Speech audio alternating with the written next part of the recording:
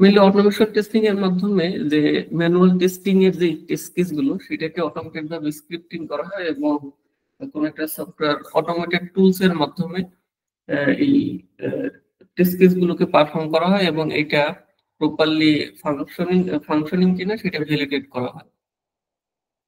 আচ্ছা, automation টেস্টিংটা important কেন? কারণ হলো এই জায়গায় শুরুতেই বোঝা যাইতেছে যে ম্যানুয়ালি যখন কোন একটা হিউম্যান কোন একটা টেস্ট কেস বা কোন একটা সিস্টেম ফিচার সে টেস্ট করে, সেই ক্ষেত্রে এটা টাইম লাগে অনেক বেশি এবং সেটার ইফিসিয়েন্সি অনেক কম হয়। যেমন আমরা যদি এই জায়গায় দেখি যে মেইনলি অটোমেশন টেস্টিং এর কি কি মেইনলি সুবিধা পাওয়া যায়, সেই ক্ষেত্রে প্রথম হলো ফাস্টার হয় অনেক। যেমন যেহেতু এটা কোনো একটা টুলস পারফর্ম করতেছে, অটোমেশন টুলস, এবং এটা অটোমেটেড হইতেছে, যার কারণে এইটা মানে অনেক ফাস্টার হয়। হিউম্যান যেমন কোন একটা স্টেপের পর আরেকটা স্টেপ পারফর্ম করতে গেলে তার একটু টাইম লাগে, সেই মেইনলি স্টেপ বাই স্টেপ সময় নিয়ে এগুলাকে পারফর্ম করে, কিন্তু টুলস মেইনলি অনেকটা মানে খুব ফাস্টার ভাবে স্টেপ গুলো পারফর্ম করতে পারে। এরপরে হলো কনসিস্টেন্সি। মেইনলি হিউম্যান ইরর যেটা হইতে পারে, যেমন একটা টেস্ট কেসে যদি অনেক বেশি স্টেপ থাকে এবং সেটা যদি মেইনলি মাল্টিপল স্টেপ পারফর্ম করার কারণে, মানে একই জিনিস রিপিটিটিভ করার কারণে হিউম্যান অনেক সময় ব্রেন ফেড হয়, যার কারণে দেখা যায় যে হিউম্যান ইরর হইতে পারে। যার কারণে এই হিউম্যান ইররের ফলে মানে টেস্ট কেসগুলো প্রপারলি ভ্যালিডেট অনেক সময় মানে ভ্যালিডেটেড আউটপুটটা পাওয়া যায় না। যার কারণে হিউম্যান ইরর গুলো মানে অটোমেশনের মাধ্যমে এটা ওভারকাম করা যায়। এরপরে আছে রিউজিবিলিটি। যেমন একটা মানে টেস্ট কেসের অটোমেটেড মানে অটোমেশন যদি করা হয়, সেই ক্ষেত্রে ওইটা কিন্তু প্রতিবার রিউজ করা যাবে। মানে যদি না ওই ফিচারটা চেঞ্জ হয় বা মডিফাই হয়, ওই অটোমেশন টুলস মানে অটোমেশন টেস্ট কেসটা ওইটা রিউজ করা যাবে এবং একাধিকবার ইউজ করা যাবে। এবং ম্যানুয়ালি যদি পারফর্ম করা হইতো, সেই ক্ষেত্রে কিন্তু কোন একটা হিউম্যানকে ওই টেস্ট কেসটাকে মানে সে সে বারবার একই জিনিস করতে হইতো, সেই ক্ষেত্রে তার পারফরমেন্স ড্রপ হইতে পারতো, যেটা অ্যাকচুয়ালি অটোমেশনে হবে না। এরপর হলো টেস্ট কভারেজ।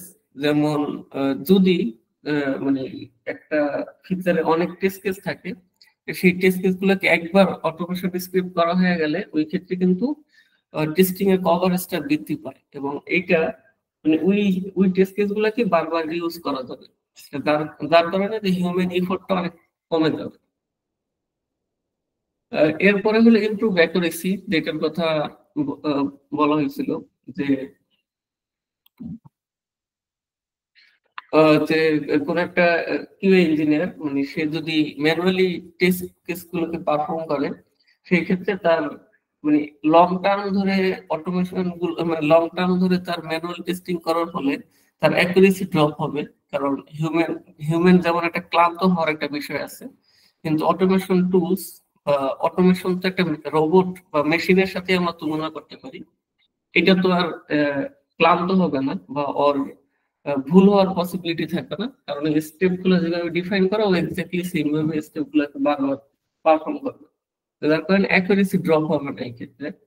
এবং সেম সেম টাইম, যেমন একটা ম্যানুয়াল টেস্ট কেস এটা পারফর্ম করতে একটা হিউম্যানের যদি 5 মিনিট লাগে, সেক্ষেত্রে এটা জাস্ট কয়েক সেকেন্ড অথবা অল্প কিছু সময়ের ভিতরেই কিন্তু অটোমেশন টেস্টিং এর মাধ্যমে ওই টেস্ট কেসটাকে কভার করা যাবে। তো যার কারণে এটা যদি large number of test case হয়, সেই ক্ষেত্রে দেখা যাবে যে অনেক বড় একটা সময় যেটা ম্যানুয়াল টেস্টিং এ লাগতেছিল অটোমেশন টেস্টিং এ, এর থেকে অনেক কম সময় লাগবে। তো যার কারণে এটা অনেক টাইম সেভ করে। যেমন যখন কোন একটা ফিচার রিলিজ দেওয়া হবে, এর আগে যদি কম সময় থাকে, মেনলি কম সময়ের ভিতরে চাইলে এই অটোমেশনের মাধ্যমে অনেক লার্জ কভারেজ একসাথে পাওয়া যায় এবং সেই ক্ষেত্রে কিন্তু মানে ফুল সিস্টেমটার অটোমেশন টেস্টিং থাকলে ওইটা মানে ফাস্টার আউটপুট পাওয়া যায়। কারণ ওই অল্প সময়ের ভিতরে কিন্তু ম্যানুয়াল টেস্টিং এর মাধ্যমে সবকিছু কভার করা পসিবল হয় না এবং কভার করতে হলে ওইটা এক্সট্রা টাইম লাগবে, সেই ক্ষেত্রে কিন্তু রিলিজ টাইমটা ডিলে হবে। তো যার কারণে টাইম একটা ইম্পর্টেন্ট বিষয়। টাইমও অনেক কম লাগে অটোমেশনের ক্ষেত্রে। এবং রিডিউস হিউম্যান জেনারেটেড এরর, যেটা বলছিলাম যে অনেক মানে অনেক লং টার্ম ধরে ম্যানুয়াল টেস্টিং করলে হিউম্যান এরর হওয়ার অনেক পসিবিলিটি থাকে। যেটা মেইনলি অটোমেশনে হওয়ার পসিবিলিটি নাই। এবং রিপোর্টেড টেস্ট কেসের একটা প্রপার রিপোর্ট পাওয়া যায় মেইনলি একটা অটোমেশন রান করার পরে বিভিন্ন টুলস থেকেই মেইনলি রিপোর্ট জেনারেট হয়। ওই রিপোর্টের মাধ্যমে ডিটেইল একটা সামারি পাওয়া যায় যে সিস্টেমের পারফরমেন্স কেমন এবং ওভারঅল সিস্টেমের স্টেবিলিটি কেমন, যেমন কতগুলো টেস্ট কেস পাস করলো অথবা কতগুলো ফেল করলো তার একটা ডিটেইল সামারি পাওয়া যায় এবং ওই হিসেবে মেইনলি ডিসিশন নেওয়া হয় যে সিস্টেমটা কি স্টেবল কিনা। আচ্ছা, এরপর হলো কমন অটোমেশন টুলস। যেমন আমরা যদি বেশ কিছু মানে সিম্পল কিছু কমন অটোমেশন টুলস এর কথা বলি, সেক্ষেত্রে মেইনলি এখন অনেক পপুলার টুলস আছে। তার ভিতরে মেইনলি সেলেনিয়ামটা মেইনলি ওয়েব অটোমেশনের জন্য এখন অনেক পপুলার এবং সেলেনিয়াম মেইনলি অনেকগুলো ল্যাঙ্গুয়েজ সাপোর্ট করে, জাভা, জাভাস্ক্রিপ্ট, পাইথন, অনেক মাল্টিপল ল্যাঙ্গুয়েজে মেইনলি সেলেনিয়ামের মাধ্যমে ওয়েব অটোমেশন করা যায়। এরপর আছে টেস্ট ইঞ্জিন, যেটা মেইনলি জাভার বেসড। এই টেস্ট ইঞ্জিন ফ্রেমওয়ার্কটা জাভা বেসড একটা অটোমেশন ফ্রেমওয়ার্ক। এর পাশাপাশি যে ইউনিটও জাভা বেসড এবং সাইপ্রেস আছে যেটা মেইনলি জাভাস্ক্রিপ্ট বেস এবং জাভাস্ক্রিপ্ট বেস এরকম আরো বেশ কিছু ফ্রেমওয়ার্ক আছে যেগুলো মেইনলি সাইপ্রেস অথবা প্লেরাইট এরকম বেশ কিছু আছে যেগুলো মেইনলি মার্কেটে এখন পপুলার হিসেবে কাজ করতেছে। কোনটা ভাইয়া, টেস্ট ইঞ্জিন কোনটা? মেইনলি হলো এই জায়গায় একটা প্রজেক্ট বিল্ড করতে হলে মাল্টিপল ফ্রেমওয়ার্ক লাগে, মানে যেমন মাল্টিপল টুলস লাগে। যেমন সেলেনিয়ামের সাথে আমরা যেটা মানে যে কম্বিনেশনটা ফলো করবো সেটা হলো সেলেনিয়াম জাভা, এর সাথে মেইনলি টেস্ট ইঞ্জিন ইউজ করবো, মানে টেস্ট ইঞ্জিন সেলেনিয়াম এই দুইটার কম্বিনেশনে মেইনলি ফ্রেমওয়ার্কটা বিল্ড করা হবে। আবার অনেক হ্যাঁ বলেন। আর প্লেরাইট এটা জাভাস্ক্রিপ্টের মেইনলি, এটা আমরা কভার করব না। মানে জাভাস্ক্রিপ্টের বেশ কিছু ফ্রেমওয়ার্ক আছে যেমন সাইপ্রেস, প্লেরাইট, তারপর ওয়েব ড্রাইভার, আইও, এগুলা মেইনলি পপুলার, কিন্তু সেলেনিয়ামটা সবচেয়ে বেশি ইউজ হয়, যার কারণে আমরা সেলেনিয়ামটা কভার করব। কারণ এইটা এবং একটা বিষয় হলো যে কোনো একটা টুলস মানে অটোমেশন টুলস সেটা প্রপারলি এক্সপার্টাইজ হইতে পারলে আপনি যে কোনো টুলসে ওইটা আপনি অল্প সময়ের ভিতরে কনভার্ট হইতে পারবেন অথবা ওইটা সম্পর্কে জাস্ট নলেজ নিয়ে কাজ করতে পারবেন। সেই ক্ষেত্রে সেলেনিয়ামটা ওয়াইড রেঞ্জ ইউজ হয়। এইটা যদি প্রপারলি এক্সপার্টাইজ হইতে পারলে অন্য যে কোনো যেমন সাইপ্রেস অথবা প্লেরাইট অথবা অন্য ল্যাঙ্গুয়েজে আছে যে কোনোটাই কাজ করতে পারবে। এবং আমরা মেইনলি ওয়েব অটোমেশনের জন্য সেলেনিয়ামটা এবং এপিএম আছে হলো মোবাইল অটোমেশনের জন্য। এটা এপিএমটা অনেক ওয়াইডলি ইউজ হয় মোবাইল অটোমেশনের জন্য। এই দুইটা মেইনলি কভার করা হবে এবং এর সাথে টেস্ট ইঞ্জিন ফ্রেমওয়ার্কটা ইউজ করা হবে। এবং যে ইউনিট টেস্ট ইঞ্জিন মোটামুটি সিমিলার টাইপেরই, এটা দুইটি জাভা বেসড, যে কোনো একটা জানা থাকলে হবে। এবং টেস্ট ইঞ্জিনটা যেহেতু পপুলার এই কারণে আমরা এটি কভার করতেছি।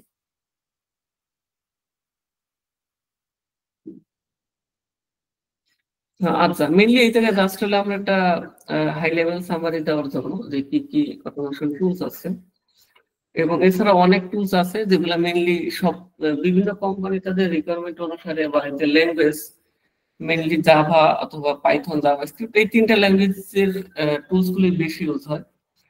কোম্পানিগুলো তাদের রিকোয়ারমেন্ট অনুসারে মানে মেইনলি ল্যাঙ্গুয়েজ গুলো সিলেকশন করে অথবা টুলস গুলো সিলেকশন করে। আচ্ছা, মেইনলি আমরা সবচেয়ে মানে কমন যেটা মানে সবচেয়ে পপুলার যেটা সেলেনিয়াম, এপিএম, টেস্টিং এগুলো কভার করবো এবং এগুলো সম্পর্কে আয়ত্ত থাকলেই অন্য যে কোনো ফ্রেমওয়ার্কে কনভার্ট করা যাবে। আচ্ছা, এরপরে manual testing and automation testing এর যদি একটা আমরা ফিচার কম্পারিজন করি সেই ক্ষেত্রে দেখতে পারবো যে মেইনলি অটোমেশন টেস্টিং কোন কোন ক্ষেত্রে আগে আছে। মেইনলি প্রথমে যদি দেখি যে আপনার এক্সিকিউশন স্পিড, যেমন বললাম শুরুতে যে যদি কোন একটা বড় টেস্ট কেস হয় যেটাতে মাল্টিপল স্টেপ পারফর্ম করতে হয়, সেক্ষেত্রে এটা কিন্তু হিউম্যান সেই সময় নিয়ে মানে স্টেপ বাই স্টেপ পারফর্ম করবে, এই ক্ষেত্রে তার কিন্তু টাইম বেশি লাগবে। কিন্তু অটোমেশন সে ওই মাল্টিপল স্টেপ গুলাই পারফর্ম করতে পারবে কিন্তু অনেকটা ফাস্টার করতে পারবে। এবং তার এক্ষেত্রে মানে অ্যাকুরেসি অনেক হাই থাকবে। যেমন বেশি বড় স্টেপ পারফর্ম করার ক্ষেত্রে হিউম্যান এরর হওয়ার পসিবিলিটি অনেক বেশি, যেটা মিলে অটোমেশন টেস্টিং হবে না। কারণ একবার যদি প্রপারলি স্টেপ গুলোকে স্ক্রিপ্টিং করে ডিফাইন করা হয়, তাহলে মেইনলি ওই স্টেপ গুলোই সে মানে অ্যাকুরেটলি প্রতিবার পারফর্ম করতে পারবে অটোমেশনের মাধ্যমে। এবার কস্ট ওভার টাইম, যেমন ম্যানুয়াল টেস্টিং এর জন্য একটা কস্ট যেটা, সেটা হলো ওভারঅল একটা টাইম বেশি লাগে এবং মাল্টিপল রিসোর্স লাগে, মানে হিউম্যান রিসোর্স মাল্টিপল কিউএ লাগবে। যদি একটা সিস্টেমে অনেক বেশি টেস্ট কেস হয়, যদি 500 1000 এরকম এরকম বড় সিস্টেম হয়, এর বেশি টেস্ট কেস থাকে, সেক্ষেত্রে সেটাকে তো মাল্টিপল কিউএ লাগবে এটাকে মানে কভার করতে। কিন্তু অটোমেশনের মাধ্যমে এইসব এই কস্ট গুলাকে কমানো পসিবল। যেমন যদি প্রপারলি মানে ফুল সিস্টেমটাকে অটোমেটেড ভাবে করা হয়, মানে এবং অটোমেশনের ক্ষেত্রে কিছুটা বিষয় আছে যে 100% অলওয়েজ অটোমেশন করা যাবে না। কিছু ফিচার আছে যেগুলো মেইনলি অটোমেশনের আওতায় রাখা যাবে না। আচ্ছা, ওইটা নিয়ে আমরা ডিসকাশন করবো অন বাই অন, যে কোন কোন বিষয়গুলোকে অটোমেশন করা যাবে এবং কোনগুলোকে যাবে না। ওইভাবে অটোমেশন দিয়ে পুরো সিস্টেমটাকে যত বেশি মানে কভারেজ বাড়ানো যাবে, 80 90 বা 70 যত পার্সেন্ট বাড়ানো যাবে, ওই অটোমেটেড পার্সেন্টেজ কিন্তু মানে অনেক মানে ফাস্টার হবে ওই সময়টা। মানে যদি ওভারঅল 1000 টেস্ট কেস থাকে, তার ভিতরে 500 600 বা যত বেশি কভারেজ বাড়ানো যায়, ওই টেস্ট কেস গুলাকে কিন্তু অনেক ফাস্টার পারফর্ম করা যাবে, যেটা হিউম্যান ইন্টারাকশন অনেক কম লাগবে বা লাগবে না। সেই ক্ষেত্রে এইভাবে মানে ওভারঅল কস্ট কমানো যায় অটোমেশনের মাধ্যমে। এবং মেইনটেনেন্স, মেইনটেনেন্স হলো অটোমেশনের জন্য আবার একটু মেইনটেনেন্স প্রয়োজন হয়, যেহেতু টেস্ট কেস গুলাকে অটোমেট একবার যদি করা হয়, পরবর্তীতে আবার চেঞ্জ করার দরকার হতে পারে। কারণ যেহেতু ফিচার কন্টিনিউয়াসলি সাধারণত ডিপ্লয় যায় বা রিলিজ যায়, ফিচার চেঞ্জের কারণে মানে ওল্ড ফিচার যদি কোনো চেঞ্জ আসে, সেক্ষেত্রে ওই চেঞ্জটা কিন্তু অটোমেশনে ইনক্লুড করতে হয়। না হলে অটোমেশন তো স্টেপ বাই স্টেপ ফিচার গুলোকে পারফর্ম করবে, সিস্টেমে যদি কোনো চেঞ্জ আসে সেই ক্ষেত্রে ওই অটোমেশনটাকে আবার রিফ্যাক্টরিং করতে হয়। এই ক্ষেত্রে একটু হিউম্যান এফোর্ট বা এই ক্ষেত্রে একটু মেইনটেনেন্স এফোর্ট দিতে হবে অটোমেশনের ক্ষেত্রে। আর হলো ম্যানুয়ালের ক্ষেত্রেও মেইনটেনেন্স লাগে, সেটি হলো যে টেস্ট কেস গুলোকে মডিফাই করা লাগে, এবং ওই টেস্ট কেস গুলো প্রপারলি আবার মানে যত কিউ ইঞ্জিনিয়ার আছে তাদের কিন্তু সবার প্রপারলি নলেজ থাকতে হয়, ওই হিসেবে তাদের পারফর্ম করতে হয়। তার মানে ভাইয়া ম্যানুয়ালি তাদের আবার মানে রিরাইটিং করতে হয়, তাই তো? হ্যাঁ, গুলোকে করতে হয়, কারণ সিস্টেমে যদি নিউ ফিচার দেয় এবং নিউ ফিচারের কারণে এক্সিস্টিং কোনো চেঞ্জ আসে, সেই ক্ষেত্রে ওই টেস্ট কেসেও মডিফিকেশনটা লাগে। এক্সপেক্টেড ক্রাইটেরিয়া অনেক সময় চেঞ্জ হয়, সেটাকেও মডিফাই করা লাগে। এই ক্ষেত্রে যে টেস্ট কেস মেইনটেইন করার জন্য যে ডকুমেন্ট ফলো করা হয়, ওই জায়গায় মেইনলি মডিফাই করতে হয়। মানে একই সাথে অটোমেশন স্ক্রিপ্ট একবার মডিফাই করলে হয়ে যায়, যেহেতু ওই একবার মডিফাই করলে ওই স্ক্রিপ্টে প্রতিবার রান হবে। আর হলো ম্যানুয়ালের ক্ষেত্রে ওই যে মডিফাইটা হইলো সেটা তো টেস্ট কেস অবশ্যই চেঞ্জ করতে হবে, প্লাস কিউএ যে টেস্ট করবে তাকে ওই যে ওই স্টেপটা খেয়াল রেখে বারবার ওই মডিফাইড আপডেটেড ভার্সনটাকে টেস্ট করতে হবে। এই ক্ষেত্রে এটা মানে যেহেতু এটা ম্যানুয়ালি করাটা একটু বেশি টাফ, যেহেতু কন্টিনিউয়াসলি চেঞ্জ হইতে থাকে ফিচার, এবং রিলিজ যদি কন্টিনিউয়াসলি যায় কোনো অ্যাপ্লিকেশনে, সেক্ষেত্রে এই চেঞ্জটা কিন্তু র্যাপিডলি হয়। তো যার কারণে এইটা ম্যানুয়ালি একটু টাফ, এবং অটোমেশনে জাস্ট একবার চেঞ্জ করে দিলে ওইটা প্রতিবার আর করা লাগে না, বা প্রতিবার ওইটা মনেও রাখা লাগে না, বা ওইটা প্রতিবার কোন একটা হিউম্যানকে তো পারফর্ম করা দরকার হয় না। তো যার কারণে মেইনটেনেন্সটা জাস্ট অটোমেশন একবার করলেই হয়, কিন্তু ম্যানুয়ালিতে এটা মেইনলি বেশি ইফোর্ট লাগে এই মেইনটেনেন্সের ক্ষেত্রে। এবং রিউজিবিলিটিও যেটা বলছিলাম, যে রিউজিবিলিটি টেস্ট কেস একবার স্ক্রিপ্ট করা হয়ে গেল, ওইটা কিন্তু লং টার্ম রিউজ করা যায় যদি না কোনো ফিচারে চেঞ্জ আসে। আর হলো ম্যানুয়ালের ক্ষেত্রে ওটাকে তো অবশ্যই এই যে manual execution, limiting the scalability of the test, মানে এই টেস্ট কেসের যে স্কেবিলিটি আছে এবং এটা ম্যানুয়ালি এক্সিকিউশন করতে হবে, সেই ক্ষেত্রে এটা কিন্তু রিউজ করতে গেলে হিউম্যানের ওই বিষয়টাকে বারবার তার মানে মনে রাখতে হবে। কিন্তু অটোমেশন কিন্তু একবার লেখার পরে ওইটার কোনো হিউম্যান এফোর্ট নাই, জাস্ট যে কোনো একটা জাস্ট রান করে দিলেই হয়ে যাবে। ওইটাতে আর কোনো ওইভাবে এফোর্ট দেওয়া লাগবে না, জাস্ট একবার চেঞ্জ মডিফাই করলেই হবে। আর হইলো মানে কোনটা কোন সময়ের জন্য মানে বেস্ট ফর মানে ম্যানুয়াল টেস্টিংও দরকার, এটা যে একেবারে দরকার না সেটা না।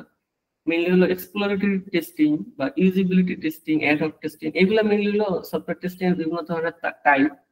যেমন এমন যদি হয় যে কোনো একটা ফিচারের এক্সপ্লোরেটরি টেস্টিং করতে হবে, মানে হলো যে একটা ইউজার মানে সে জাস্ট ফিচার গুলোকে গো থ্রু করবে এবং সে জাস্ট র্যান্ডমলি গো থ্রুর মাধ্যমে সে দেখবে যে কোনো ইস্যু আছে কিনা, অথবা মানে মানে ফিচার গুলো প্রপারলি কাজ করতেছে কিনা, এক্সপ্লোরের মাধ্যমে সে টেস্ট করবে।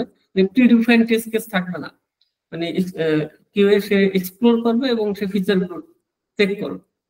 অথবা সে ইউজিবিলিটি মানে সে ইউজার এক্সপিরিয়েন্স কেমন, মানে একটা যেহেতু সফটওয়্যার গুলো তো কোনো হিউম্যান ইউজ করবে, তো সেক্ষেত্রে এটার ইউজিবিলিটি কেমন, এটার ইউজার ইন্টারফেস হিউম্যানের সাথে প্রপারলি মানে কতটা ইন্টারেক্ট করতেছে, এইসব বিষয়ে যদি টেস্ট করতে হয়। কারণ এটা কোনো একটা হিউম্যানই কিন্তু এটা আবার ভালো বুঝতে পারবে, এটা কিন্তু আবার রোবট বা অটোমেশন বুঝতে পারবে না যে একটা মানে সিস্টেমের এটা ইউজিবিলিটি কেমন, এটা ইউজার পারফরমেন্স কেমন।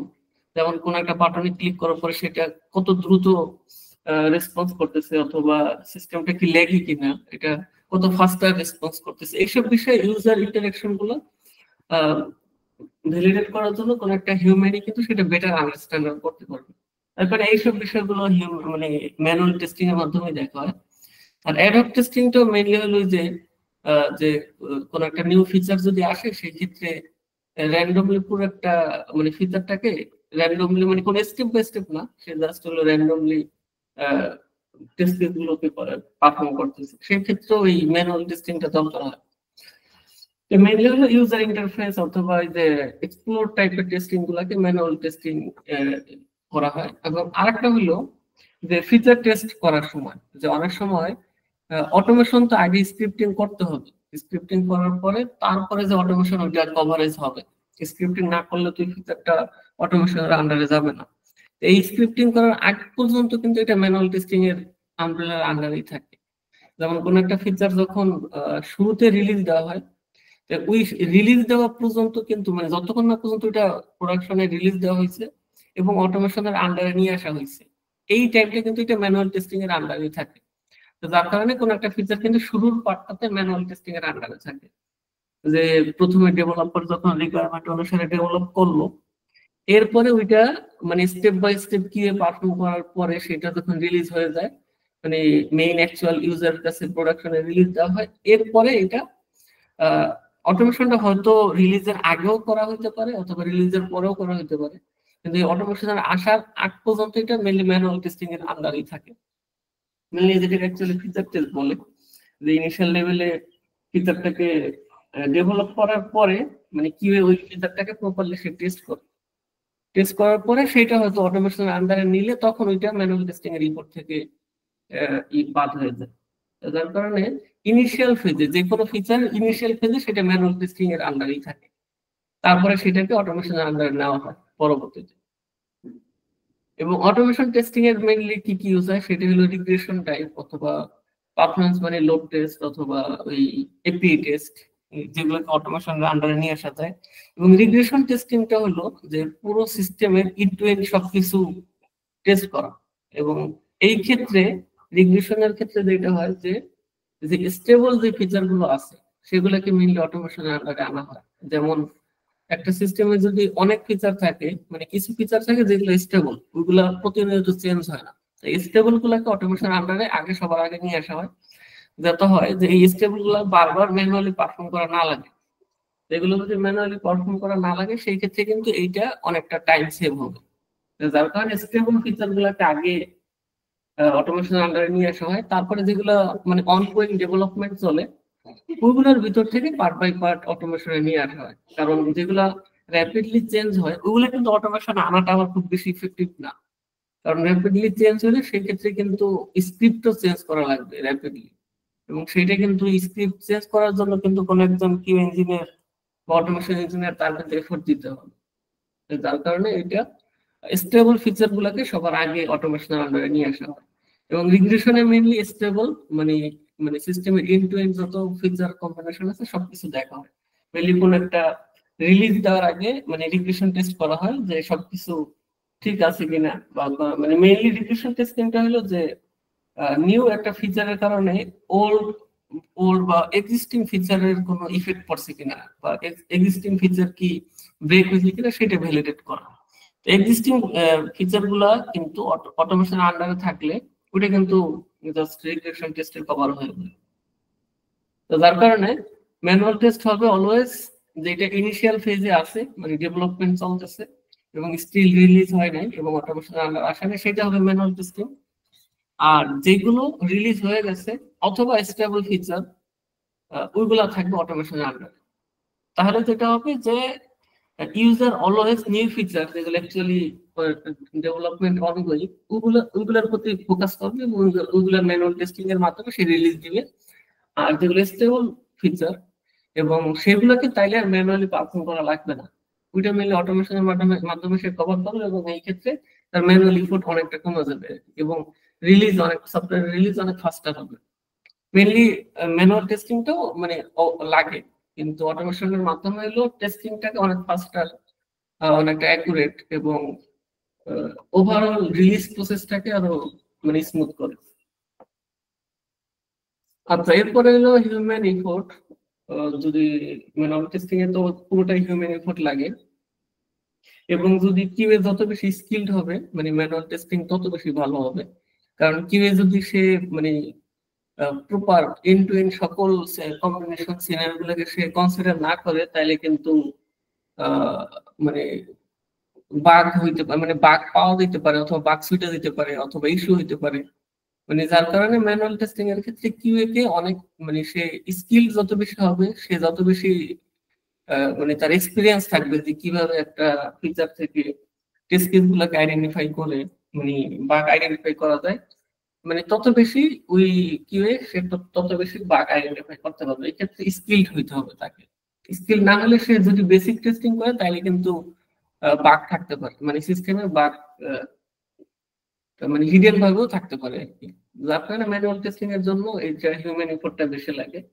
আর অটোমেশন টেস্টিং এর জন্য হলো যে একবার যদি প্রপারলি সবকিছু সকল কম্বিনেশন গুলো আইডেন্টিফাই করে টেস্ট কেস গুলোকে ডেভেলপ করা হয়, পরবর্তীতে ওইটা যেহেতু মানে একবার আইডেন্টিফাই করে ডেভেলপ করা ওইটা নেক্সট টাইম আর ওই জায়গায় আর ইফোর্ট দেওয়া লাগে না।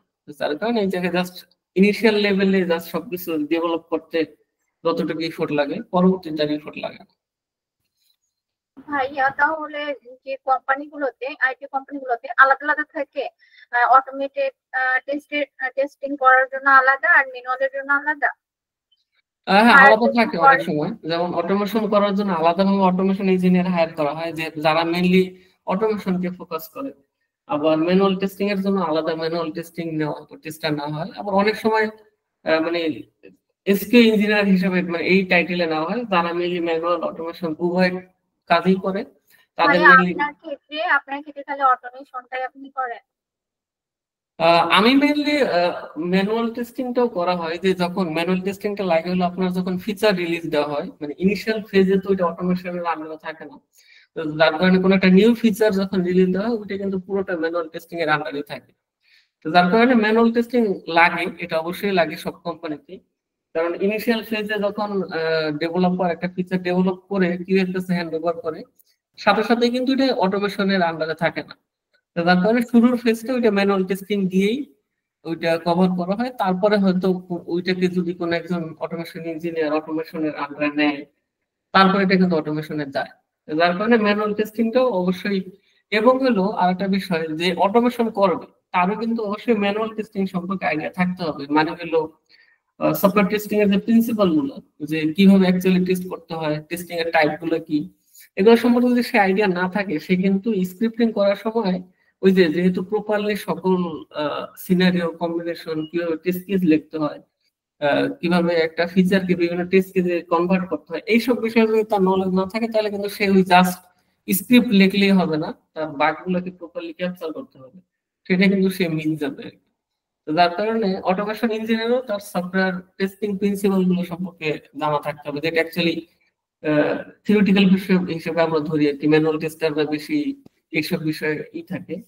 কিন্তু এটা অবশ্যই অটোমেশন টেস্টিং এর জন্য জানা থাকতে হবে, না হলে কিন্তু বেটার টেস্ট কেস করা যাবে না, মানে টেস্ট কেস আইডেন্টিফাই করে ওটা অটোমেশন করা যাবে না। তো যার কারণে মেনলি এখন একজন প্রপার কিউ ইঞ্জিনিয়ার হইতে হলে তাকে মেনলি ম্যানুয়াল এবং অটোমেশন উভয় সাইডই মানে এক্সপার্ট হইতে হবে, মানে যে কোনো একটা সাইডে। তাহলে কি অটোমেশনটাই বেশি চলছে? হ্যাঁ, এখন মেইনলি অটোমেশনটা মেইনলি অনেক ইউজ করতেছে কোম্পানিগুলো, কারণ হলো যেহেতু অটোমেশনের মাধ্যমে অনেকটা মানে রিলিজটাকে ফাস্টার করা যায়। যেমন এই যে স্টেবল ফিচার, সাধারণত রিলিজ যখন দেওয়া হয় তখন তো একটা বা দুটো বা কিছু সংখ্যক নিউ ফিচার দেওয়া হয়, কিন্তু একটা সিস্টেমে তো ম্যাক্সিমাম পার্টটাই তার স্টেবল ফিচার। এখানে স্টেবল ফিচারটা তো বারবার যদি ম্যানুয়ালি পারফর্ম করা হয় সেক্ষেত্রে কিন্তু অনেক এক্সট্রা টাইম লাগে। হ্যাঁ, এই স্টেবল পার্টটাকেই যেটা করা হয় যে অটোমেশনের আন্ডারে নিয়ে আসা হয় এবং ওইটাকে বারবার মানে অটোমেশনের মাধ্যমে টেস্ট করে অনেকটা ফাস্টার করা হয় এবং জাস্ট নিউ ফিচারটাকে ম্যানুয়ালি টেস্ট করে এই ক্ষেত্রে রিলিজ দেওয়া হয়। যার কারণে কোম্পানিগুলো এখন সবাই অটোমেশনের দিকে ফোকাস করতেছে এবং ম্যানুয়ালি যতটা কম পারা যায়, মানে অটোমেশনের কভারেজ বাড়ানো এবং ম্যানুয়াল টেস্টিং এর কভারেজ কমানো, এটি হলো মেইন গোল। এবং কারণ যত অটোমেশন টেস্টিং এর কভারেজ বেশি থাকবে, আপনার টাইমটা তত বেশি কম লাগবে এবং ফাস্টার হবে তত বেশি রিলিজ। কারণ হলো সাধারণত ক্লায়েন্ট বা সফটওয়্যার কোম্পানিগুলো তো চায় যে যত বেশি তারা রিলিজ দেওয়ার মাধ্যমে সিস্টেমটাকে ইমপ্রুভমেন্ট করা যায়, নতুন নতুন ফিচার দেওয়া যায়, এটা তারা র্যাপিডলি যত বেশি দেওয়া যাবে মানে তত বেশি ভালো তাদের জন্য। যার কারণে কন্টিনিউয়াস রিলিজ বা ডিপ্লয়মেন্টের জন্য কিন্তু এই যে কিউএ প্রসেসটাকে ফাস্টার হইতে হবে। যার কারণে এইটাকে ফাস্টার করার জন্য ম্যানুয়াল টেস্টিং এর টাইমটাকে কমাতে হবে এবং মানে ওভারঅল কিউএ টাইমটাকে যত বেশি কমানো যায় রিলিজটা কিন্তু তত বেশি ফাস্টার হবে। তবে টাইম কমানোর জন্য অবশ্যই কিন্তু আবার কোয়ালিটিকে কম্প্রোমাইজ করা যাবে না, মানে কোয়ালিটি যাতে মানে প্রোডাক্ট কোয়ালিটি যাতে ঠিকঠাক থাকে সেটাও দেখতে হবে। তো যার কারণে মানে কম টাইমের ভিতরে যাতে অ্যাকুরেট মানে কোয়ালিটিকে কম্প্রোমাইজ না করে ঠিকঠাক ভাবে রিলিজ দেওয়া যায়, সেটি মেইনলি মেইন গোল থাকে। ভাইয়া, যেহেতু আমরা জানি যে অটোমেশন টেস্ট করার আগে অবশ্যই ম্যানুয়ালি টেস্টিংটা করা উচিত। এখন তো আমরা বিগিনার, যেমন বিভিন্ন ওয়েব নিয়ে বা সফটওয়্যার নিয়ে আমরা কাজ করি নাই।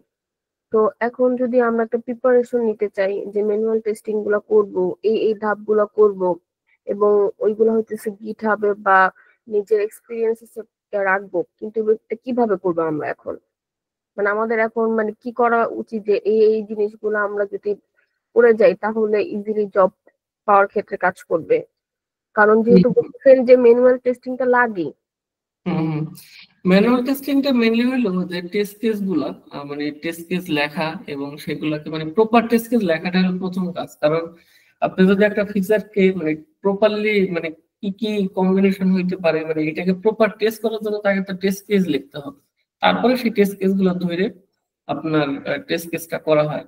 তো যার কারণে এখন ইনিশিয়াল লেভেলে আপনারা যেটা করতে পারেন যে বিভিন্ন ধরনের কিছু সফটওয়্যার, সেটা হইতে পারে যে কোনো একটা মানে টেস্টিং পারপাসে অথবা কোনো একটা স্টেবল কোনো একটা সফটওয়্যার হইতে পারে, সেইটার ফিচার গুলাকে প্রপারলি বিভিন্ন টেস্ট কেসে আইডেন্টিফাই করে টেস্ট কেস লেখা, মানে স্যাম্পল টেস্ট কেসে লেখা।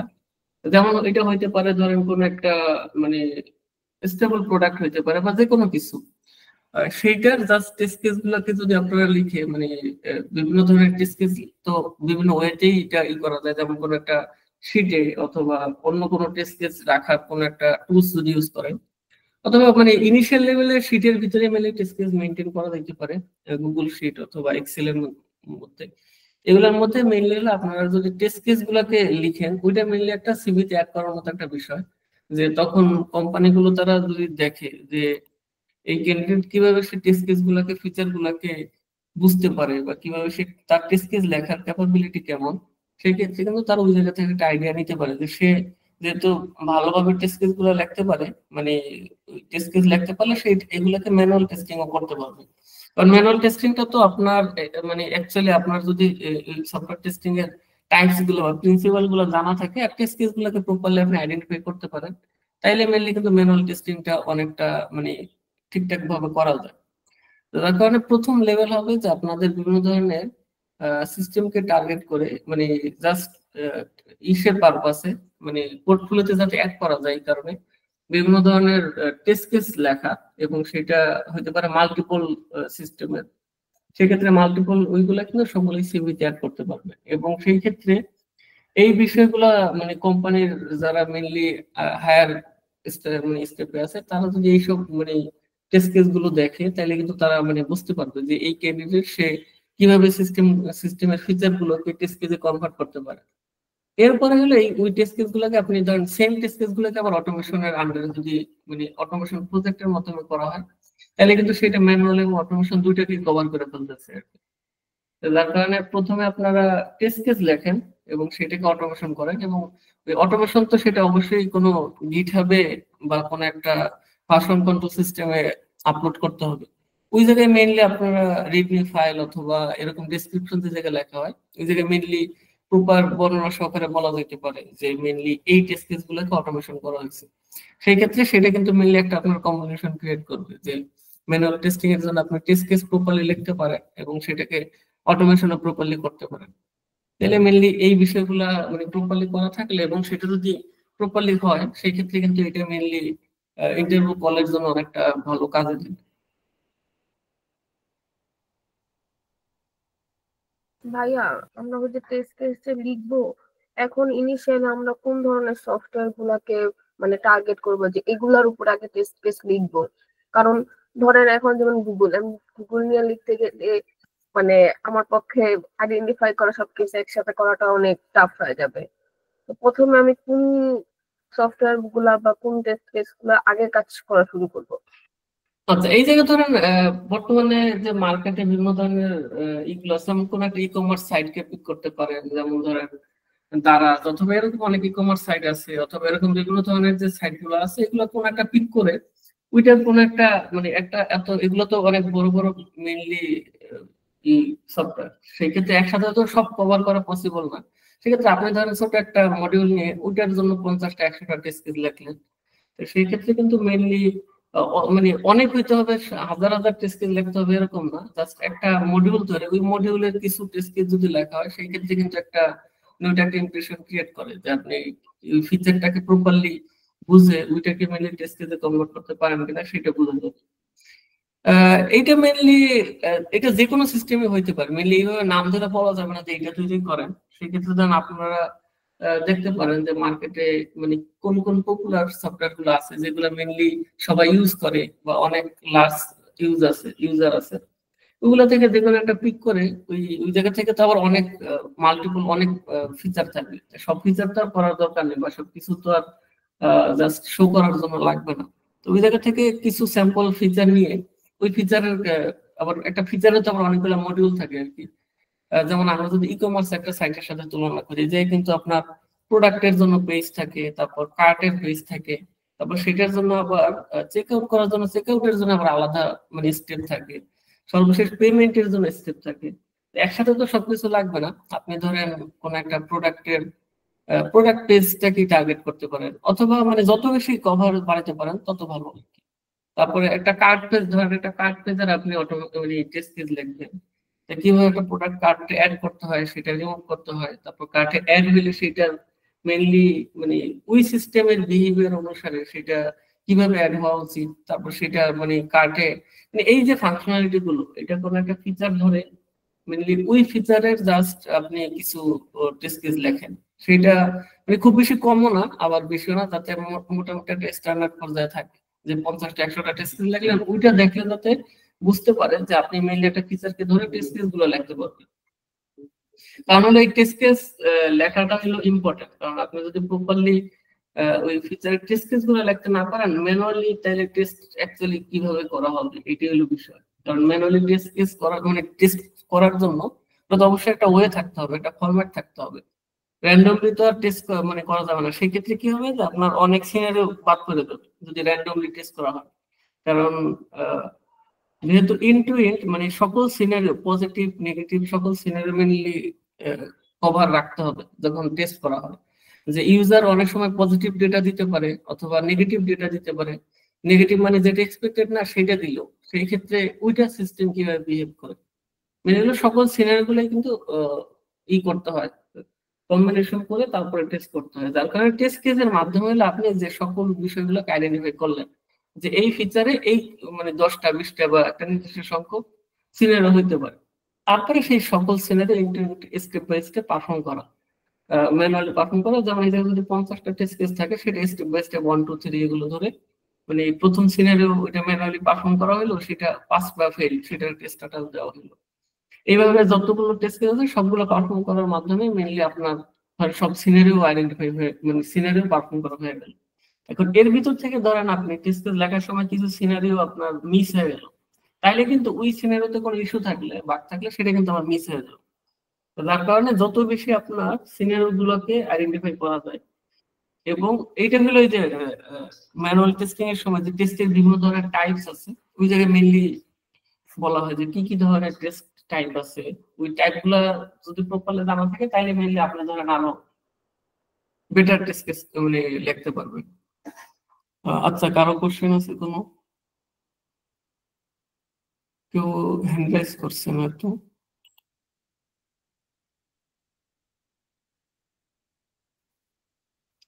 আচ্ছা, কারো কোশ্চেন না থাকলে আমরা কন্টিনিউ করি। আচ্ছা, মেইনলি হলো যে টেস্ট কেস মানে কিভাবে ম্যানুয়াল টেস্টিং করা হয়, এটা মেইনলি আমাদের যেই ম্যানুয়াল টেস্টিং পার্ট আছে কোর্সের ওই জায়গায় মেইনলি ডিটেইল শেখানো হবে যে কিভাবে আপনি প্রপারলি মানে টেস্ট কেস গুলোকে লিখতে পারেন বা টেস্ট কেস গুলোকে আইডেন্টিফাই করতে পারেন। তারপর টেস্টের মেইনলি অনেক টেকনিক আছে, ওইগুলো শেখানো হবে। এবং অটোমেশন আমরা শেখাবো যে আপনি টেস্ট কেস আইডেন্টিফাই করলেন ওইটাকে কিভাবে অটোমেটেড করবেন, মানে স্টেপ গুলো জানেন ওটা কিভাবে অটোমেট করবেন সেইটা। যার কারণে ম্যানুয়াল টেস্টিংটা ইম্পর্টেন্ট। ম্যানুয়াল টেস্টিংটা আপনি মানে না পারফর্ম করলেও কিভাবে আপনার টেস্টকে আইডেন্টিফাই করতে হয় ওটার জন্য ম্যানুয়াল টেস্টিংটা ইম্পর্টেন্ট। এবং এই টেস্টিং এর ম্যানুয়াল টেস্টিং এর যে কনসেপ্ট গুলো বা টেস্টিং এর যে প্রিন্সিপাল গুলো এবং কি টেকনিক গুলো এইগুলো জানা থাকতে হবে প্রপারলি।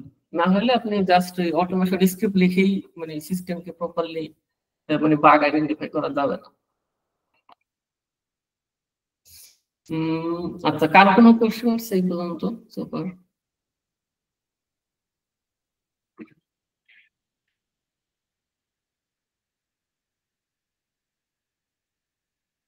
হ্যালো, শুনতেছেন সবাই? ভাইয়া আমাদের কোর্সে যে মানে কোর্সটা কথা বলতেছেন এখানে কি মেইনলি ফোকাস করা হবে যে অটোমেশন টেস্টিং এর উপরেই? না, মেইনলি ফোকাস না, এই জায়গায় মেইনলি ম্যানুয়াল টেস্টিং এর জন্য ওভারঅল 3 মাসের একটা মানে কোর্স আউটলাইন। তার ভিতরে 1 মাস মেইনলি হলো আপনার এই যে ম্যানুয়াল টেস্টিং এর testing type, testing principal, testing technique এগুলো প্রথমে কভার করা হবে। কারণ হলো শুধু অটোমেশন কিন্তু আপনি জাস্ট স্ক্রিপ্টিং করতে পারলে হয়তো অটোমেশন লিখতে পারবেন, কিন্তু হলো আপনার ওভারঅল একজন মানে বেটার কিউএ হতে হলে কিন্তু আপনার অবশ্যই টেস্টিং প্রিন্সিপাল গুলো জানা থাকতে হবে। না হলে আপনি প্রপারলি এই অটোমেশন করার জন্য যেই সিনারিও গুলা বা টেস্টিং করার জন্য যেই টেস্ট কেস গুলো লেখা বা সিনারিও গুলোকে বোঝা এইটার জন্য কিন্তু আপনার ওই ক্যাপাসিটিটা তখন হবে না। যার কারণে ম্যানুয়াল টেস্টিং প্রথমে থাকবে।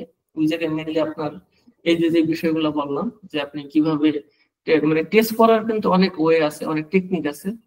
তারপরে এবং এটা ইন্টারন্যাশনাল কিন্তু প্রি ডিফাইন্ড ভাবে অনেক টেকনিক আছে, এবং এগুলো সব মেনলি হলো ম্যানুয়াল টেস্টিং কভার করা হবে। তারপরে হলো মেনলি আমরা অটোমেশনে একটা মানে ইন্ড টু এন্ড একটা ফ্রেমওয়ার্ক বিল্ড করে মানে কিভাবে একটা প্রফেশনালি অটোমেশন ফ্রেমওয়ার্ক বিল্ড করা হয় সেটা আমরা মানে সেট আপ করে দেখা দিব। এবং এই জায়গায় হয়তো যে কোন একটা সিস্টেমের উপরে মানে কিছু টেস্ট কেস মানে অটোমেট করে পারফর্ম করে ইন্ড টু এন্ড ভাবে দেখানো।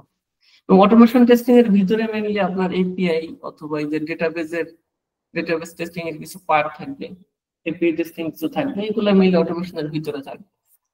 মানে একটা টুলস এর উপর আমাদের এক্সপার্ট করে দিবেন না, মানে কিছু কিছু না, একটা টুলস পুরো কমপ্লিটই করা হবে। যেমন এই জায়গায় তো জাভা সেলেনিয়াম টেস্টএনজি এই কম্বিনেশনটা ফলো করা হইতেছে, এই কম্বিনেশনটা আপনার একেবারে ইনক্লুড সব মানে কমপ্লিট কভার করা হবে, মানে সেলেনিয়ামের মানে কমপ্লিট সবকিছু কভার করা হবে। মানে এটা দিয়ে গেলে আপনার একটা মানে অটোমেশন প্রজেক্ট বিল্ড করে সেই অটোমেশন প্রজেক্টের মাধ্যমে মানে কমপ্লিট একটা ফ্রেমওয়ার্ক বিল্ড করে দেখানো হবে, এবং মানে প্র্যাকটিক্যালি সব। আর হলো শুরুতে অটোমেশন মানে ম্যানুয়ালের পার্ট থাকবে, ওই জায়গায় মেইনলি আমাদের যে এই জায়গায় যে প্রথম 2 দিন যে ম্যানুয়ালের পার্ট কভার করা হয়েছে, একইভাবে মানে ম্যানুয়াল মানে কোর্সেও ম্যানুয়াল টেস্টিং এর জন্য একটা পার্ট থাকবে।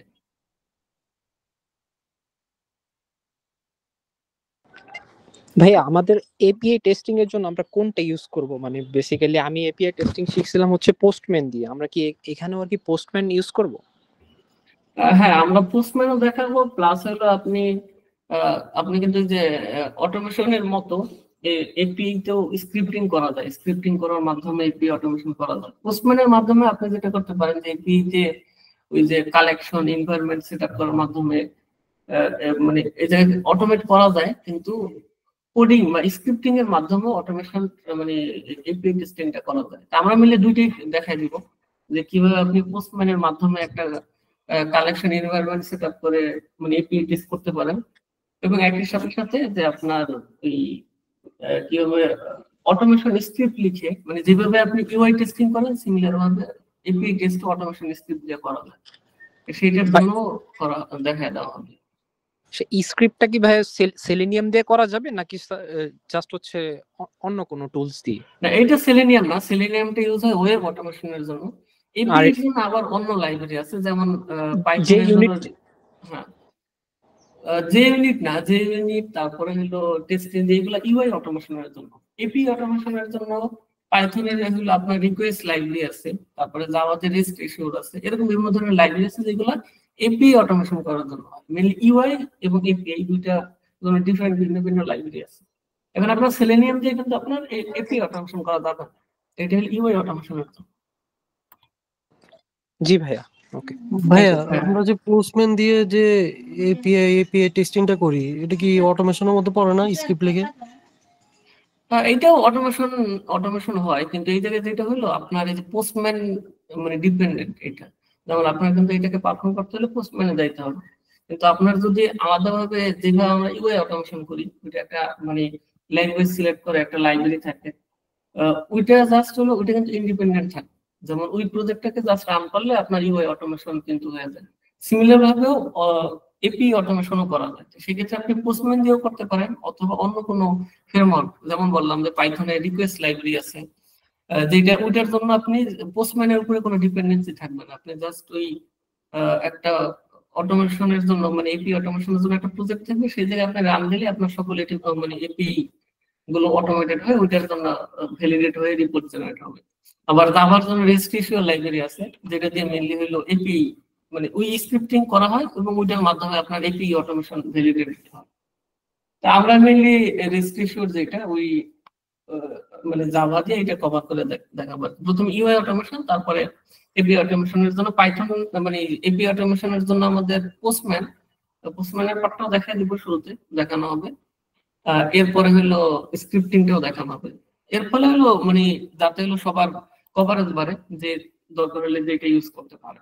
কারণ বিভিন্ন কোম্পানি কিন্তু ভিন্ন ভিন্ন তাদের থাকে, মানে বিভিন্ন ধরনের টুলস ইউজ করে, সবাই মানে সেম না, মানে সেম টুলস ইউজ করে এরকম না। মানে আপনার যত বেশি নলেজ কভারেজ থাকবে তত ভালো আর কি। সেই ক্ষেত্রে মানে পোস্টম্যানটা দেখানো হবে অবশ্যই, কারণ পোস্টম্যানটা তো এপিআই মানে এপিআই টেস্টিং এর জন্য মানে ওয়াইডলি ইউজ হয়। যার কারণে পোস্টম্যান দিয়ে কি মানে কিভাবে কমপ্লিট অটোমেশন করা হয় ওইটাও দেখানো হবে, এর সাথে সাথে স্ক্রিপ্টিং দিয়েও দেখানো হবে। এই যে কখন ম্যানুয়াল টেস্টিং এবং কখন অটোমেশন টেস্টিং, এটার একটা যদি করি, যেমন ম্যানুয়াল টেস্টিং হলো এক্সপ্লোরেটরি টেস্টিং অথবা user interface user experience testing, এগুলোর জন্য অটোমেশন দেখা হয়। ইউজিবিলিটি টেস্টিং, তারপর নিউ ফিচার, একটা নতুন ফিচার যদি রিলিজ হয় সেই ক্ষেত্রে সেই নিউ ফিচার মানে ম্যানুয়াল টেস্টিং এর মাধ্যমে করা হয়। তারপরে যদি এমন কোনো বিষয় থাকে যেটা মানে কম রিপিটেড, মানে খুব বেশি ফ্রিকোয়েন্টলি দেখার দরকার হয় না, সেই ক্ষেত্রে ওই বিষয়গুলোকেও ম্যানুয়ালি দেখা হয়। এবং শর্ট টার্ম প্রজেক্টে জাস্ট শর্ট টার্ম প্রজেক্টের যে ইনিশিয়াল লেভেলের যে বিষয়গুলো মানে ফিচারগুলো সেটাও ম্যানুয়ালি দেখা হয়। এবং ভেরিফাই কমপ্লেক্স সিনারিও, কিছু কমপ্লেক্স সিনারিও থাকে যেগুলো মেনলি মানে অটোমেশন করলে অটোমেশনের তো আমার কিছু লিমিটেশন আছে, যেমন ওই যে ইউজার ইন্টারফেস ইউজার এক্সপিরিয়েন্স বিষয়গুলো এটা অটোমেশনের থেকে manual testing a better output পাওয়া যাবে। কারণ কারণ একটা হিউম্যান কেমন এক্সপিরিয়েন্স করবে সিস্টেম থেকে সেটা কিন্তু আরেকটা হিউম্যান এসে আইডেন্টিফাই করতে পারবে, সেটা কিন্তু কোনো রোবট বা কোনো অটোমেশন টুলস ওটা আইডেন্টিফাই করতে পারবে না, বা পারলেও এটার অ্যাকুরেসি অতটা হায়ার থাকবে না। তো যার কারণে যে ইউজার এক্সপিরিয়েন্স, ইউজার ইন্টারফেস অথবা এরকম কমপ্লেক্স যে সিনারিগুলো আছে ওগুলো মেইনলি ম্যানুয়ালি দেখা হয়।